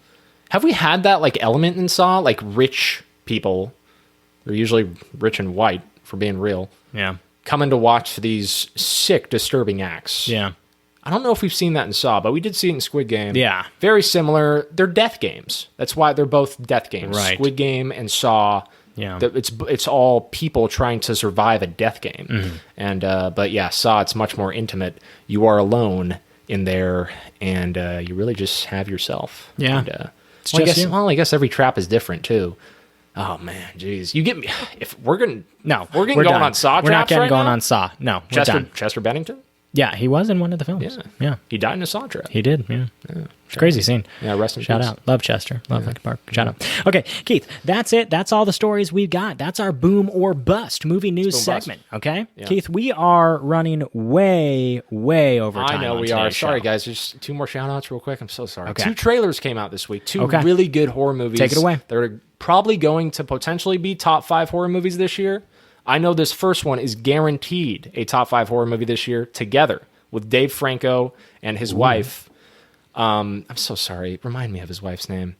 Allison Brie. Allison Brie, that's right. Mm-hmm. Dave and Allison, they are a married couple in real life. They play a boyfriend and girlfriend in this movie. Oh. And something happens. They're a couple, and for some reason, when they move into this new home, there's some sort of weird thing that's happening that's merging them into one being. Oh my God. Okay, sounds And a little Cronenberg-esque. That's why it's called Together. Yes, it's a Right. body horror. Shout out to the big Yes. crony there. So really excited for this. Trailer just came out. Go out and check it out, everyone. And then the next one's Final Destination trailer just came out yesterday, I believe. I didn't catch it. Man, dude, the Final Destination trailer. God, that stuff hooks you, man. I didn't catch it. I'm so excited for this new Final Destination movie. Yeah. They're bringing this franchise back as they should. It's one of the most entertaining horror franchises. I actually just went back and watched a couple of the early ones, like Final Destination 2 and 3, and like so random, but like, dude, they're so entertaining to watch, bro. Like, God, the leaf blower kill. Do you remember that? No. Oh my God, dude. Do you remember like the tanning bed kill? Yes. Oh, dude, that like there's some gnarly kill. Do you remember the log? He's driving behind the log truck. Dude. Yes. I mean, that terrified everyone. Now no one drives behind a log truck. Yeah. Why? Final Destination, Boom. baby. Really excited for the new movie. Go check out these trailers, everyone. Yeah, a couple new horror ones. That's Together and Final Destination. Yeah, gonna get some good horror this year, hopefully. So. Nice. Exciting stuff, Keith. Thanks for the shout out there. Great stuff. So that's our boom or bust movie news segment. Next, Keith, we've got our cuts, our highlight of the week. Keith, we're going to talk about the Severance finale. Now, we are running very over time. Oh, God, I bet we are, dude. Very, very over time. It's okay. So our bold statements at the end of the show will have to be quick and random. They'll be quick. They'll be quick and random. We'll just do random, yeah. We'll do quick and random for our bold statements. But without any further ado, let's talk about this Severance finale. Let's do it. So, let's do it. Apple TV, we just had the finale of season 2 of Severance. The final episode was 76 minutes long. It was the longest episode of the season. It was directed by Ben Stiller. We got a lot of question answered. Spoiler warning. We are going to talk about spoilers on this. A lot of questions answered. Questions still remain. Questions still remain. Oh. As they did at the end of the first season. Yes. And I'd say how you felt at the end of the first season, you feel very similarly at the end of the second season. Yes. You have just as many questions. You do. They're different questions now. Yep. Because stuff has happened. Yep. And the show has moved along. Yep. And new things have taken place. Yep. But you have just as many questions as you did at the end of the first season. Yeah, and dude. It's just the mystery of Severance is so damn good. How they keep you guessing, and the little breadcrumbs that they throw in, like we were talking about. The best. It's just so good. You're always guessing, and you're always just leaving. Like you turn it off, and you're always just thinking like, just what's gonna happen? Like what the heck? Like you're trying to figure out what's gonna happen, but you just can't. So Keith, in the they don't give you episode, enough, but they give you enough breadcrumbs to leave you interested. Like you said, we had a sequence in the first half of the episode, a very brilliant sequence that was acting done with Adam Scott and Adam Scott. Oh my God. The character Mark Scout Bro. and Mark S are acting against each other by talking into a camcorder. And they will sever and go to the other personality by stepping out of the house and back into the house. They will record a video on the camcorder, step out, watch the video, re-record a video. The editing of that sequence, and to see what Adam Scott can do as an actor, it's playing himself, but two kind of different versions of the Mark character. Yeah. It's his innie versus his outie. His innie is having a conversation with his outie. Riveting scene. Yeah, it's absolutely incredible how he just can play two polar opposite versions of himself and make it seem so real and authentic. Yeah. And he as the conversation progressed, because it's a long scene. It's a long scene. How long is that scene? Like over 10 minutes? I would say. It built. Oh my God. As that scene progresses, man, dude, you are locked in. Yeah. You are locked the fuck in. What about when Mark S started to get a little pissed, and he was like, "Oh yeah, he was like, dude. Well, what about the life I have, and how can I trust any word that you're saying?" And then Mark Scout goes, "Whoa, okay." That was like a turning moment, like a whoa, like the dynamic was like because he's in battle with himself, you know, but it's him, but it's not him, but it's him, but it's not him. It's like totally mind blowing. What did you think of that? It's that was absolutely insane. That blew my mind. The whole conversation blew my mind. Once they started the conversation, dude, I was so hooked, man. Yeah, because I think we were all waiting for this moment. Right. We're all waiting for this moment, bro. Yeah. The innie versus the outie. I didn't know how they were going to do it. Because throughout the first two seasons, we see so many scenes with the outie, and we see just as many scenes with the innie. Yeah. They're never together. They never meet. They never can meet. They don't have that ability to even meet or talk to each other. Right. We finally get it in the final episode, the season finale of season 2. And it hits like a train more than you think it would. Yeah. I mean, the writing with this scene is so damn good. And shout out to Adam Scott for just delivering it in such an authentic way. Yeah, dude. I don't know if he's one of the few actors I could think of. He's perfect for it, man. I think he did an absolutely perfect job displaying two different versions of himself, and excellent challenge for an actor there. Yeah, excellent challenge for an actor. Such, like you said, the script there, the writing is so meticulous and crafted to build and build and build and build and build and build and build. Builds naturally. The writing is such a natural build, bro. You think about how you would film a conversation with yourself, how you would write a conversation with yourself, and how you would act a conversation with yourself.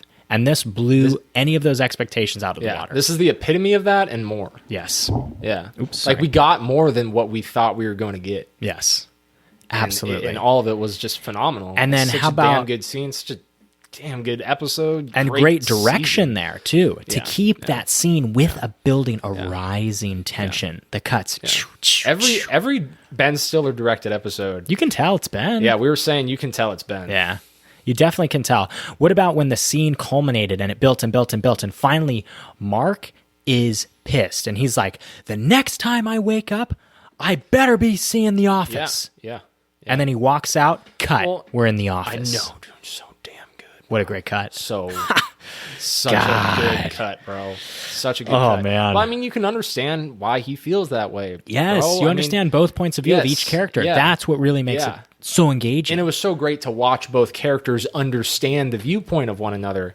Obviously the innie understanding it a little less than the outie, of course, because he wasn't given this life. He was just, he didn't choose this life. He was thrown into it in a way, and created for work, basically. Right. And, but you under like the monologue he gives about just them, having lives down there. Yep. Whether you want to believe that or not, like they live down there. Sure, they're in a cubicle all day, but they have friends. That's all they know. They have people they talk to every day. Yeah. They feel alive. They feel like a regular human being as they are. Yeah.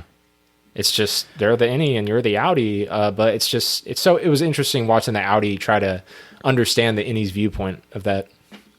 Absolutely. And then when each character is trying to empathize with one another, as all humans do, so they do have that deeply human quality of a understanding of the human condition. Exactly. And I think that's interesting that you bring up, that they do have these lives, they do have these wants and needs. That also brings up what they don't have. And the absence of so much puts this importance of what they do have and this value of what they do have. So every little thing is that much better. Like when they get a new pen, they get a new pen at the office. It's the greatest thing. And you're kind of speaking of Dylan. I feel like a little bit there. This reminds me of Dylan, bro. I mean, right? Because him talking to his outie, and having the relationship with his wife, how his wife came to visit during those therapy sessions. Yes, Dylan played by Zach Cherry. Yes, yeah. And the innie developed a fast connection with the outie wife, or like there's only one wife. Right, the wife. The wife. And they kissed and they had a deep, intimate moment. Yeah. And he had feelings for her and she had feelings for him. Yes. And it just puts a new take on the innies and just the difficulty of navigating the severed lifestyle. Right. I mean, God, like no matter who you are in this situation, the wife clearly has a lot of trouble dealing with it too. I mean, God, like she's with her husband, her actual husband out there, and then she visits her innie husband, but you see that she's more, she has more feelings for the innie husband than the outie husband. And it is the same guy. It's the same exact guy, but that still causes problems. Right. Because the innie and outie are just completely different. Yes. They are severed. It's a wild and show. then you wonder, was the outie ever like the innie? And did she fell in love with who he once was? And I think that's what Dylan feels now, is that the innie almost has these qualities that Dylan can't have or won't have or doesn't have, and that creates this jealousy. And that's what I was going to get to in the letter. He wrote the letter. Right. So, he wrote the innie requested to be the innie Dylan requested a resignation. Right. And the outie, he wrote him a letter back, and the first thing he said was "fuck off." Yes. And the reason why was because of the wife. Yes. He found out about what happened with his innie and his wife, and he said, "Truth is, I'm jealous. Yeah, I'm jealous. I feel like, I hear that you're this kind of like badass down there, you know, that like doesn't kind of take shit to, you know, from anyone, and Yeah. you know, hard work and all that, and that's who I've always wanted to be, you know. Yeah. Find a passion, because Dylan has his passion. Right. Sure, it's work, but he's Right. passionate about something. Yeah, dude. yeah. Gotta love that. Gotta admire that. Yeah. You know, seriously, no matter what it is. If you're Absolutely. passionate about something, Boom. yeah, that's all you need. Yep. And so the Audi Dylan, I think he's kind of lacking that passion on the outside, and he envies that. And Yeah. yeah, that was just another interesting take as well. But to finish the letter, he said something along the lines of he likes knowing that he's there, and he said, you know, he like the innie knows he's found a purpose there, and he kind of just worded it like maybe that's what you should value. Like I know, like it doesn't sound like a lot, obviously, like valuing, like you're supposed to value being stuck in a cubicle for 8 hours a day. Like, that's a tough thing to value, but I mean, that's all his life is. That's his life right there. Yeah. So, I mean, you got to have some value in that. Yeah. And like you said, he has found the passion, the purpose, and yeah, the overall value. Friendship too. Yeah, he has these friends. He's developed these relationships. Yeah. And also, you know, He's good at something. yes. He's good at something. Yes, you know? whereas the Audi version, you can see these pained, troubled looks He's that Dylan lacking that. has when He's he looks at lacking his that. kids And or that's he why looks he's at his jealous. wife, you know, that he's troubled. He's Yeah. deeply troubled, and he envies that of his innie personality that he Yeah. does have. You know, although the innies, they do have their own lives, they have a different set of responsibilities and more able to focus on certain things. And maybe that for Dylan's character, that allows the innie version to be that good of an innie. It allows him to reach his full capabilities as an innie. It's Exactly. such an interesting dynamic, Exactly. you know, that Exactly. the absence of certain responsibilities, what that can do, the only focus, what that can do to someone as a person, because it's still the same person, but it's split. It's not. It's just, you're trying to wrap your mind around it and conceptualize it. It's so thought-provoking. It's the same person just living two completely different lives, and Yeah. it's so, yeah, like you just said, just it's super thought-provoking. thought-provoking, because like you said, same exact person, but if you put them in just different parts of the world, Yep. they will grow up to be different. Like, let's say, you know, you put like two babies who are exactly the same, you know, you put one in, you know, on the East Coast of America and one Yeah. on the West Coast, they're both going to grow up to be completely different people, Yes. even though when they were first born, they were exactly alike. Right. I know that's like, you know, not No, like that's a real that's scenario. an but- incredible example because and it feels the exact same way with the innie versus the Audi. It's one person, but they're living two completely severed, separate lives. Yes. And they grow up differently. Yes. They become different people. because of culture, surroundings, product of your environment, Yeah, all right. those external factors, even if you have all the same makeup, it's all these things outside that make us into the people that we are. And Severance has that ability for us to have this conversation Big shit, baby. in one character moment. So with that scene, you talk about the letter that he wrote and the idea of resignation. And at the bottom of that, where it says approved or denied, he didn't fill it out. He didn't fill it out. He let the innie decide. Yeah, no, and that's what he said in the letter too. He said before he said the last sentence that I just said. He's straight up told him in the letter, you can choose whether to stay or to go. I'm not going to force you. You can leave if you want. Yeah. But I just like knowing that you're there. Yep. Powerful. And that kind of sat that he sat with that. Yeah. And he read that, and he definitely sat with that. After hearing that the Audi Brilliant. just loves to know that the innie's there. It's kind of a weird, kind of a respect given to the innie by the Audi Right. in that letter. Yeah. And I think the innie felt disrespected by the Audi this entire time. Yep. And I think when he read that letter, there was a certain level of respect from the Audi to the innie. And I think that's possibly going to be the main reason why Dylan's innie is going to stay Yep. at Lumen and be here for season 3, baby. Oh, nice. Yeah, I agree 100%. What a closeout there, Keith. So after that, we have the scene.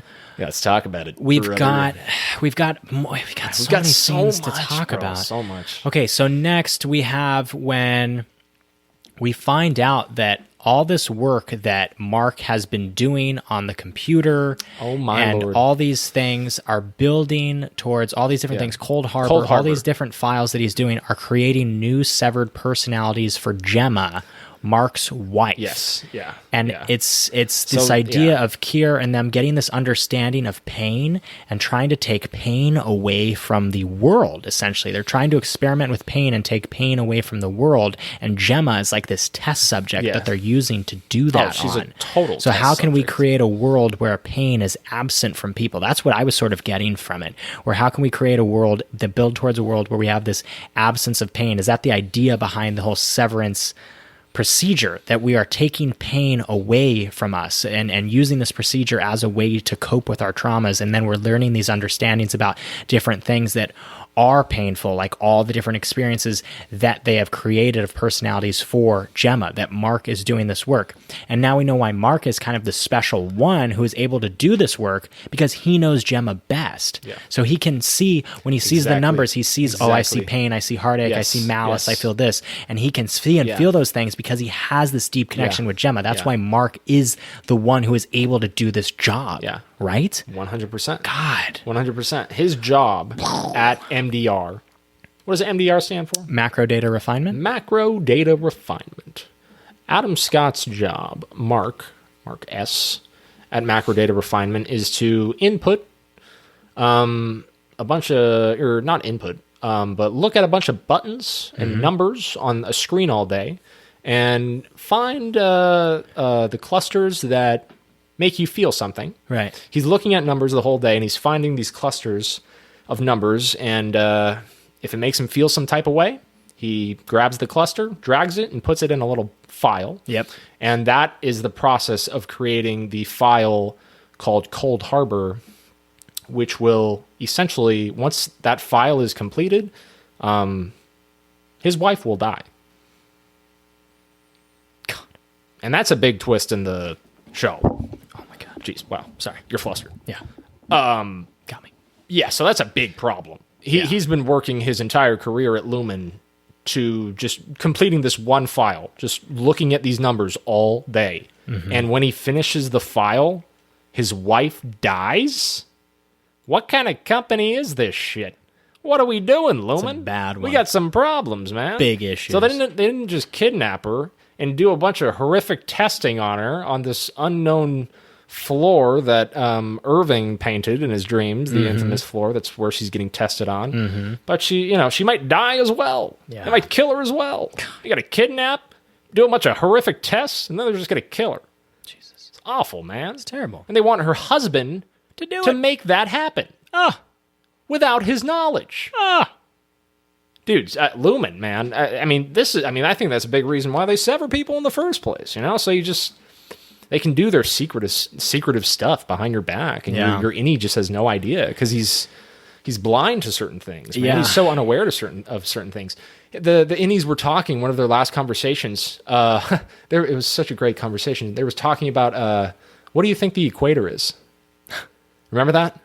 Okay. Yeah, it was Helly. She said I came up with a few more place names. She said I've thought of Europe, Zimbabwe, and the equator.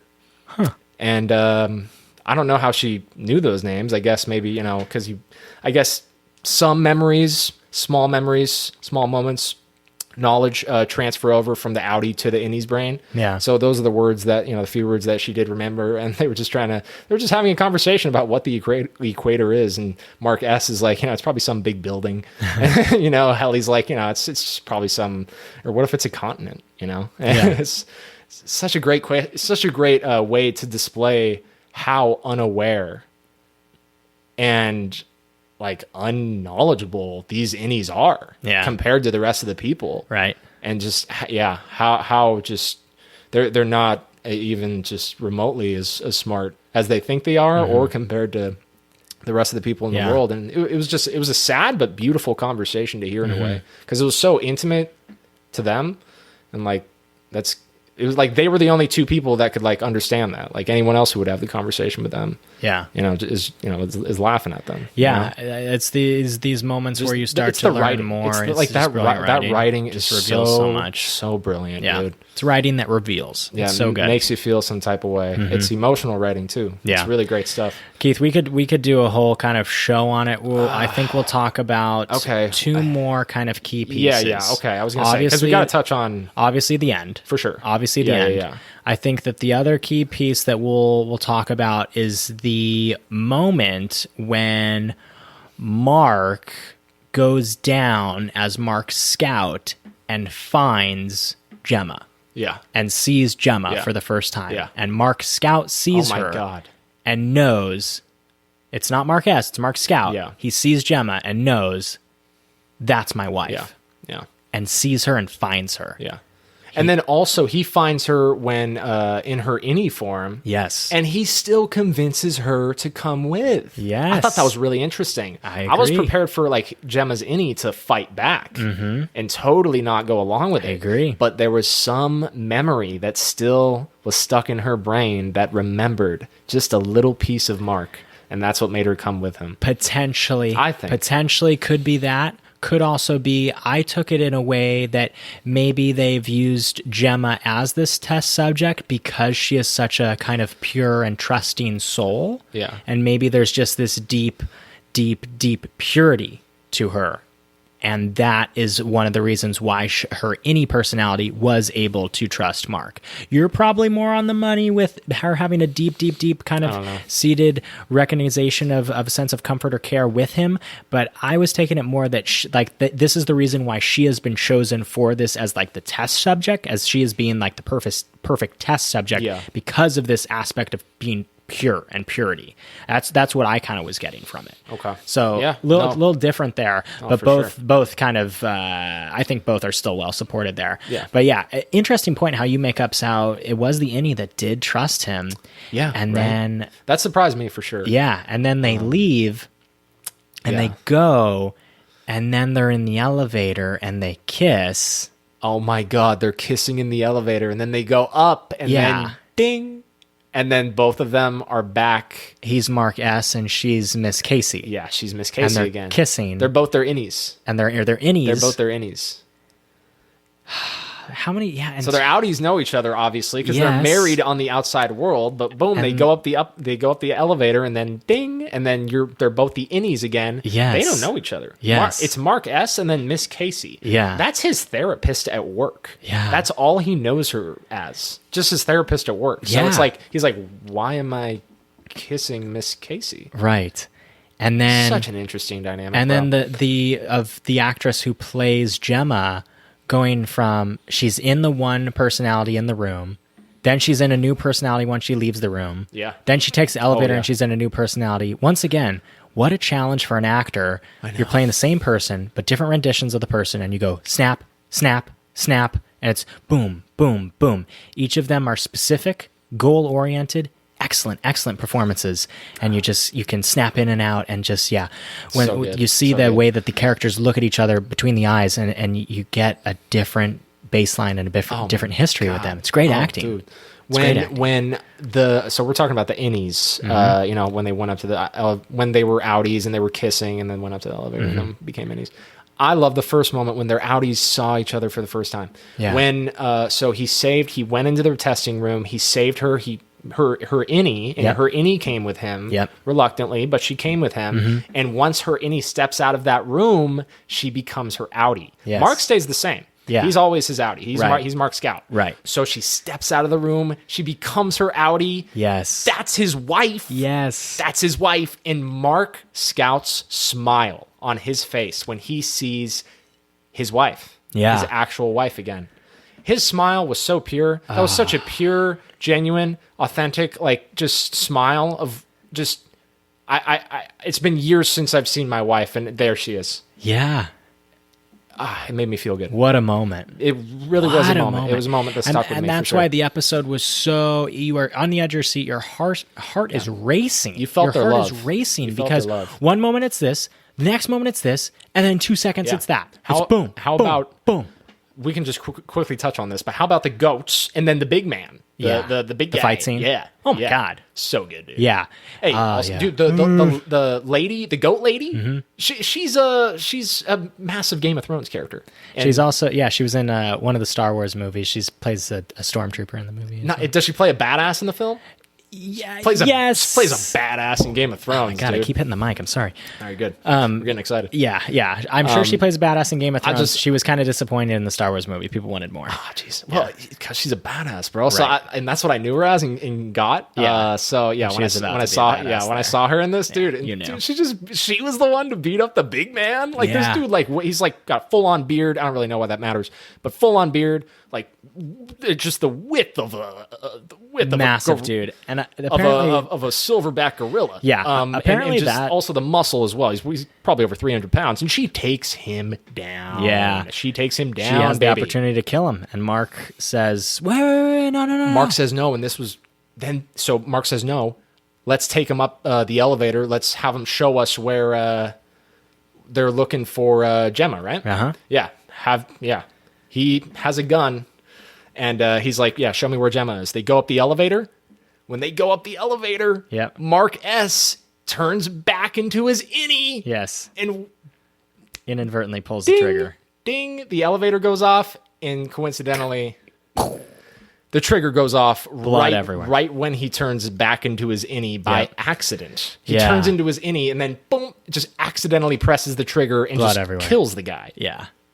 So that Crazy actor, scene, that dude. actor is apparently like the most famous actor in like Greenland or something. Oh no way! Because he's the dude in Walter Mitty who was the helicopter captain, helicopter pilot. Ben Stiller. Yeah, Dude, so Ben that's met right, him. He was the Yeah, helicopter Ben pilot. met him on Walter Mitty, and then he cast him in another project as well, and now Severance is in as well. Bro, he was the guy drinking the beer from the booth. Yes. And Walter Mitty, Yes. dude. Oh my god, I just Isn't made that that great? connection. Yeah, Let's and I go, guess he's bro. like the most famous actor in not New Zealand, in like Greenland or Family Guy. wherever he's from.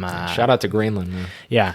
So great scene there. So then next we've got I'd say we just have the final scene to talk we've got about. the final the scene. very So- ending. The cliffhanger that they gave us. so the very ending. So what happens is Mark is taking Gemma out, but it's Mark S now, and it's Gemma. it's Mark's innie. Yeah, It's so Mark's Mark's innie and his innie. actual wife. So yeah. Right. So he's taking wife's outie. he's taking her out. They're going to the exit. They're moving, they're grooving. He's saving her. Saving her, getting Gemma out of there, saving her life. She was gonna die. Yeah. They can run. We can maybe beat this thing. It's all leading towards this. They can do it. They're there. They're going. She leaves. She steps out of the door. Yeah. Gemma makes it. Yeah. The door closes. And Mark S. is still inside. And Gemma says, Mark, what are you doing? Open the door. And Mark S., he doesn't know what to do. He looks at Gemma. He's contemplating. He looks at the door handle. Then a voice says, Mark, and it's Helly.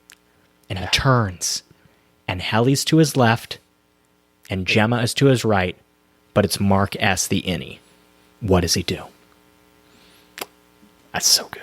What does he do? What does he do? He's got his wife waiting for him outside. But this is his innie. This is the innie. He doesn't know. That's Miss not, Casey. Yeah, that's Miss Casey. That's Casey. Miss Casey to him. That's not his actual wife. And he has saved Helly her. in there. He saved her. He did his job. He saved her. But although wanted he him to. knows her as Miss Casey, he does have the knowledge of having the conversation with himself. So he does know, as his innie, he does know Yes. that would be choosing the life of the outie. This would be choosing the life of the innie. Yes. The innie does have that knowledge. Yes. And he has the choice. Yes. Keith, this is one of the most brilliant moments I've seen in television in a long time. Why? Visual storytelling. When you have a character who makes a decision based on left or right, So good. it's visual storytelling. I can mute the thing, I can mute the movie, I can mute the show, and I can understand what the character is doing. Yeah. When you read a book, you go left to right. Right progresses the character's journey. Left takes you back. What does Mark do? He has the decision my to go God. left or right. This is visual storytelling. This is brilliant framing. This is brilliant directing. He can go right and progress his character forward, progress the storyline forward, go on this new chapter and get out.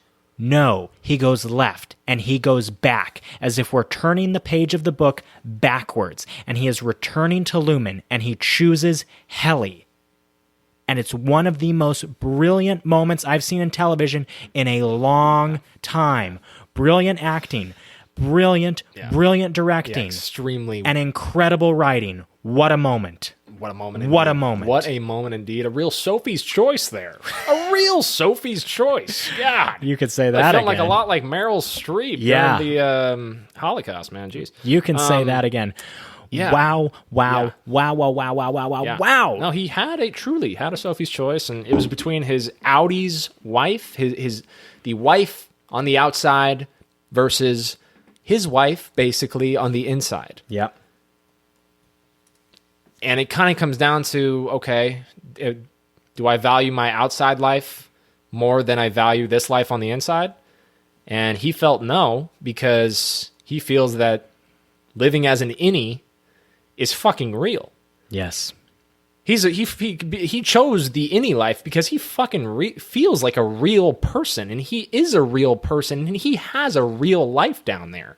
Right. Why should he give a shit about somebody else's wife? I'm sure it's, technically it's him. He is the same person. Right. But to him, his Audi is somebody else. That's somebody else's wife. That's not his girl. His girl is down there in Lumen with him. Helly R. Yep. And so that's what he chooses. He chooses his life, which is completely understandable. But it shocks you at the same time as a viewer, because you think he's going to choose the wife. It's like, why not? But then he makes the other decision. And then now I'm sitting on it like a day later, and I'm thinking, oh, well, I guess it kind of makes complete sense that he chose to stay in Lumen, because that's his fucking life. And he's built a life there. Yes. Bro. And he's successful there as well. I mean, he just completed Cold Harbor, and it got that celebration. Jeez, that was something else. The celebration.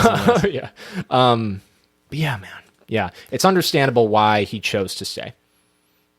Absolutely. He chose his own life. Keith, the episode took inspiration. Let me get correct pronunciation on this. Have you ever heard of the Greek mythology Orifice, and I believe it's Eurydice? Oh.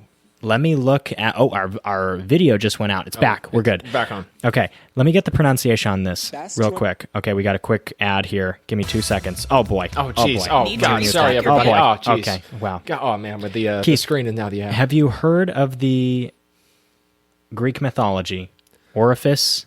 And we are looking at how to pronounce these names, as well as how to say more interesting but often confusing names from ancient Greece and Greek mythology. So make sure to stay tuned to the channel. How do you say it in English? Pronounce it. Pronounced as Eurydice. Eurydice. Fucking finally. It took him 20 minutes. 9 years to get there. Keith, have you heard of Orifice on the pod, and Eurydice? No. Okay. No, I haven't. I gotta learn more about Greek mythology. Okay, man. Keith. Always been interested, never learned it. Give it to me now. Bear with me here. Keith, the finale... Medusa. The finale episode... The Kraken. Okay, you're throwing me off. Okay. Stop it. Zeus. Give me one of these. Get your fucking head in the game. Move the fuck on. I am not acknowledging that. Okay. It's Orifice and Eurydice? Was that the pronunciation? Yeah, we just learned it. Let's just go with that. Eurydice. Yeah, sure. Was that it? Yeah, probably. I want the truth. I don't know. Keith, we just listened to it. You seem confident. Well, honestly, not that much, but I still wanted to roll with it because I don't fucking know. But you seem like you know more than me, so I just roll with it. I just want the pronunciation. We just learned it. Oh my god. I got another one. I got another one here. Okay. About pronouncing her name? Eurydice. Eurydice. Okay. Orifice and Eurydice, Keith. So the finale... Keith, the finale of Severance Season 2, it took inspiration from the Greek mythology Orifice and Eurydice. The story follows. Orifice is on this journey where he loses his loved one, essentially. He loses his wife. He goes on this journey. He makes a deal with Hades that he will get his wife back if he travels back to his own world. He goes the whole way, and his wife will be behind him. But if he turns around and looks at her, then she's gone forever. She will not be returned. She'll be sticking with Hades. It's done. He's messed up. He has to go the whole journey and trust in the journey that she will be there on the other side. Wow. And what happens is, at the very end of the story, Orifice turns around, looks at her, and she's gone forever. That's what happens in Severance, Keith. Sad. Mark S goes the whole way. He does the whole thing. He does the whole journey. He makes it all the way. He's at the door. He's looking at Gemma. And then Helly says, Mark, and he turns around and he loses her. Oh my God. It's taking direct inspiration from the Greek mythology there. So brilliant. That foreshadowing is insane. Isn't that incredible? Holy fuck. That's so That's good. insane. Isn't that great? Yeah, you explained it in an absolutely great way. Isn't that Thank great? You. Yeah. Wow. Okay. Wow. So what a final moment. And then oh my God, I love the final moment. You're going, man. They're holding hands. I love it. They're holding hands, and then they're like walking off with the blood on their face, and it's this dichotomy, this mix and match of the situation of like, oh yeah, we're happy, but we know the shit is so fucked. We know it's so messed up. Oh yeah, and just the juxtaposition of what's going on. Of like the image, the stage picture of being this loving kind of thing, but in reality, we know, oh, this is bad. This is really, really bad. Yeah. And then the music kicks in, and then they give it this 70s flair, and then the red title card. Yeah. Red being a symbol for love, but also being a symbol for blood. Directed by Ben Stiller. I got a little more blood vibes from that, especially because that season finale had a lot of blood. A lot of blood. Yeah, it had a lot of blood. Keith, that's Severance. That's the finale, dude. Hell of a show, man. Hell of a show. I am ready for season 3. Keith, Severance season 1 out of 5. What do you give it? Season 1? Yep. Oh wow, jeez. Definitely close to a 5. I got probably 5. Yeah, probably 5. Severance season 2 out of 5. What do you give it? Ah, jeez. That's really hard. Right now, I'll just go 5. But I was maybe going to go like 4.75. Maybe even 4.5. Okay. Because there were a couple episodes in this season 2 where I got a little lost. And yeah, that's really the only negative I had. I mean, that's kind of on me for not following it as good as I should have. Yeah, no, it's. I thought it was just absolutely brilliant. I would agree. For me, it's some of the best television show work we've seen in years, probably ever. What'd you like better, first or second season? You got to pick one. Gun to the head first, but it's neck and neck. Yeah, me too. It's neck and neck. Me too. It's nothing to do wrong with the second season. It's just because the first was so pivotal and original 100%. And just thought-provoking. I mean, the second, too, it just, it's tough. Exactly. 100%. And I aside from just the show itself and, like, the way the characters speak, the language is so good, right? Yeah. You understand, like, just, like, how they're speaking is just how no person should speak, you know? But aside, from the show and all that good stuff, it's, oh, God, jeez, I lost my train of thought there. God damn. Yeah, that's okay. Honestly, come back to me on that. That's okay. Yeah. Keith, that's the Severance Season 2 finale. We covered that really well. We did a great job on that one. It's an excellent show. If you haven't seen it, watch it. You definitely have. I remember it's back my to thought. Keith. No. Keith, what do you got? Sorry, everybody. Come back. I think the shows, both seasons, hit so hard because of the endings. Yeah. You need to have such a good ending. I know it sounds so simple, but, dude, I mean, what some of the best movies, they all have great endings. And what does Sean Baker say? His actually number one tip for screenwriting is always start off with your ending. Know your ending. Yeah. And then work from that. Yeah. Build off that. I think that's what they did here. Adds so much strength to a story. It just adds so much to any story when you have a good ending. Yeah. It just hits you hard at the end. Start with the end, work backwards. I think that's what they did. Then the screen goes black and you're just sitting there and you're thinking about it. And that's what everyone wants once you have the ending, then you know what you're building towards. Exactly. So then all your foreshadowing, all your decisions previously can be made much more informed because you know what you're adding and building up to. Yeah, it's just brilliant. Yeah. Good call out there, Keith, on Sean Baker. And then the cliffhanger part of it too, to leave the fans wanting more. Yeah, that's a big part of it too. I agree. I think me and you are both feeling the same way right now. We can't wait for season 3. Can't wait. That's because the ending was not just amazing, but also left us kind of a cliffhanger as well. Just like the first one. Love it so much. Severance. Love it.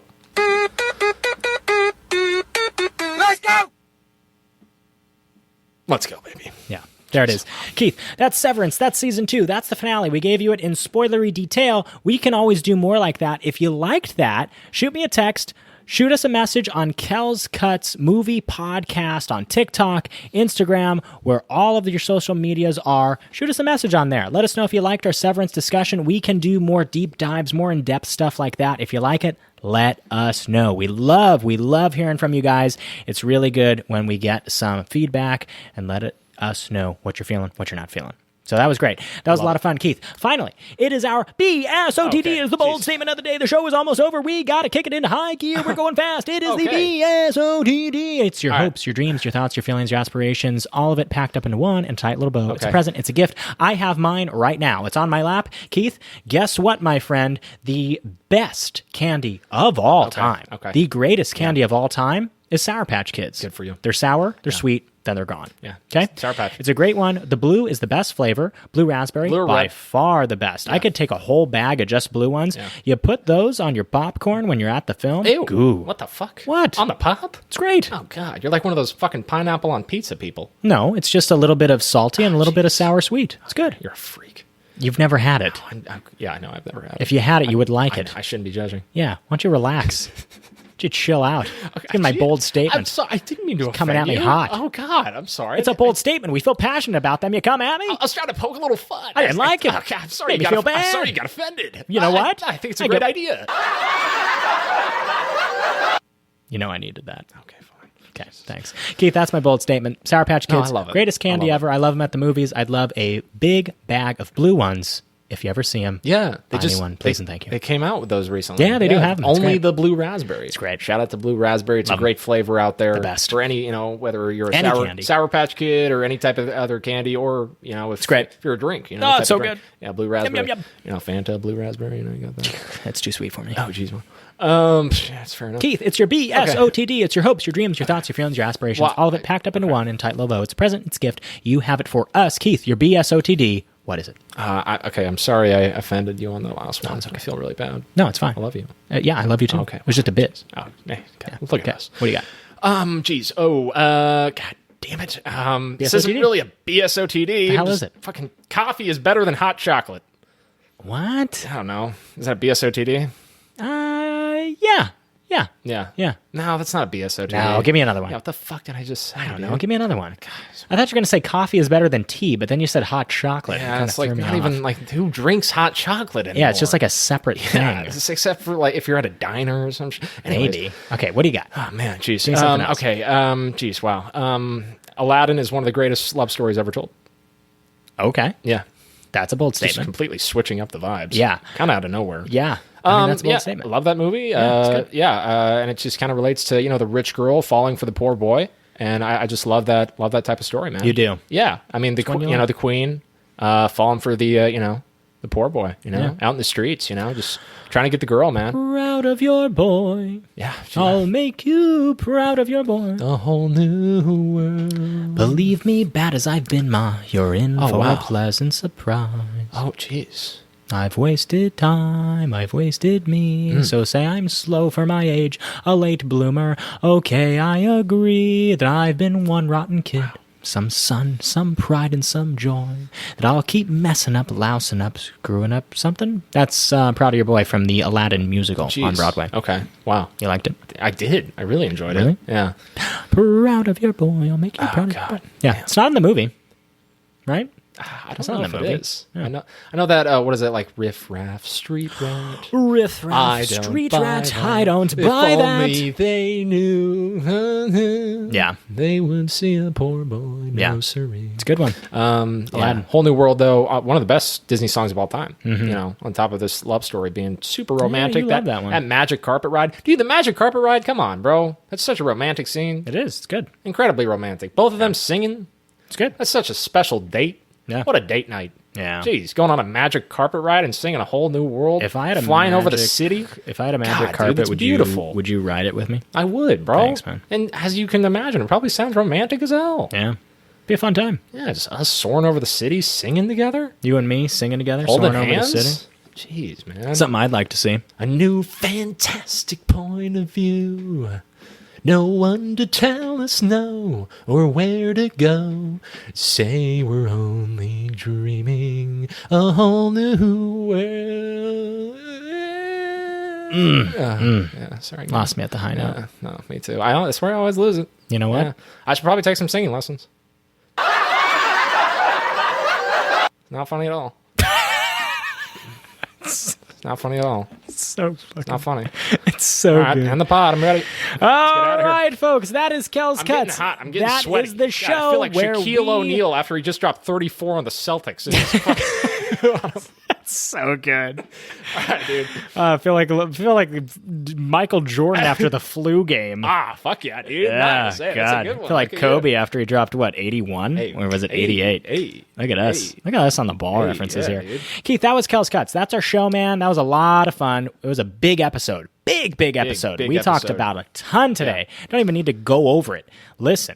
We did box office breakdown. We did Boomer Bust movie news segment. We did our cuts. Talked about Severance for a long time. Talked about the finale. I could talk about it even more. We did our bold statement of the day. Here we are, closing out. I'm feeling great. My name's Kel, and I'm your host. This is Keith. That's the illustrious co-host, the horror fanatic, and the animal expert himself. Keith, we're closing out. How are you feeling, my friend? Speaking of animals, or I guess insects to be specific, Okay. I wrote some down. Sorry, guys. What do you got? Feeling like a bumblebee, ready to pounce on that nectar.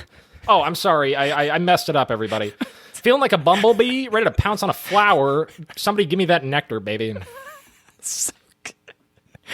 Oh, Okay. God. Yeah, thanks, man. That's so liked it. good. All right. I loved it. All right, let's get out of here, people. All right, man. That's the show. Thanks for listening. We'll see you next week, okay? And with all of that being said, we'll see you at the movies.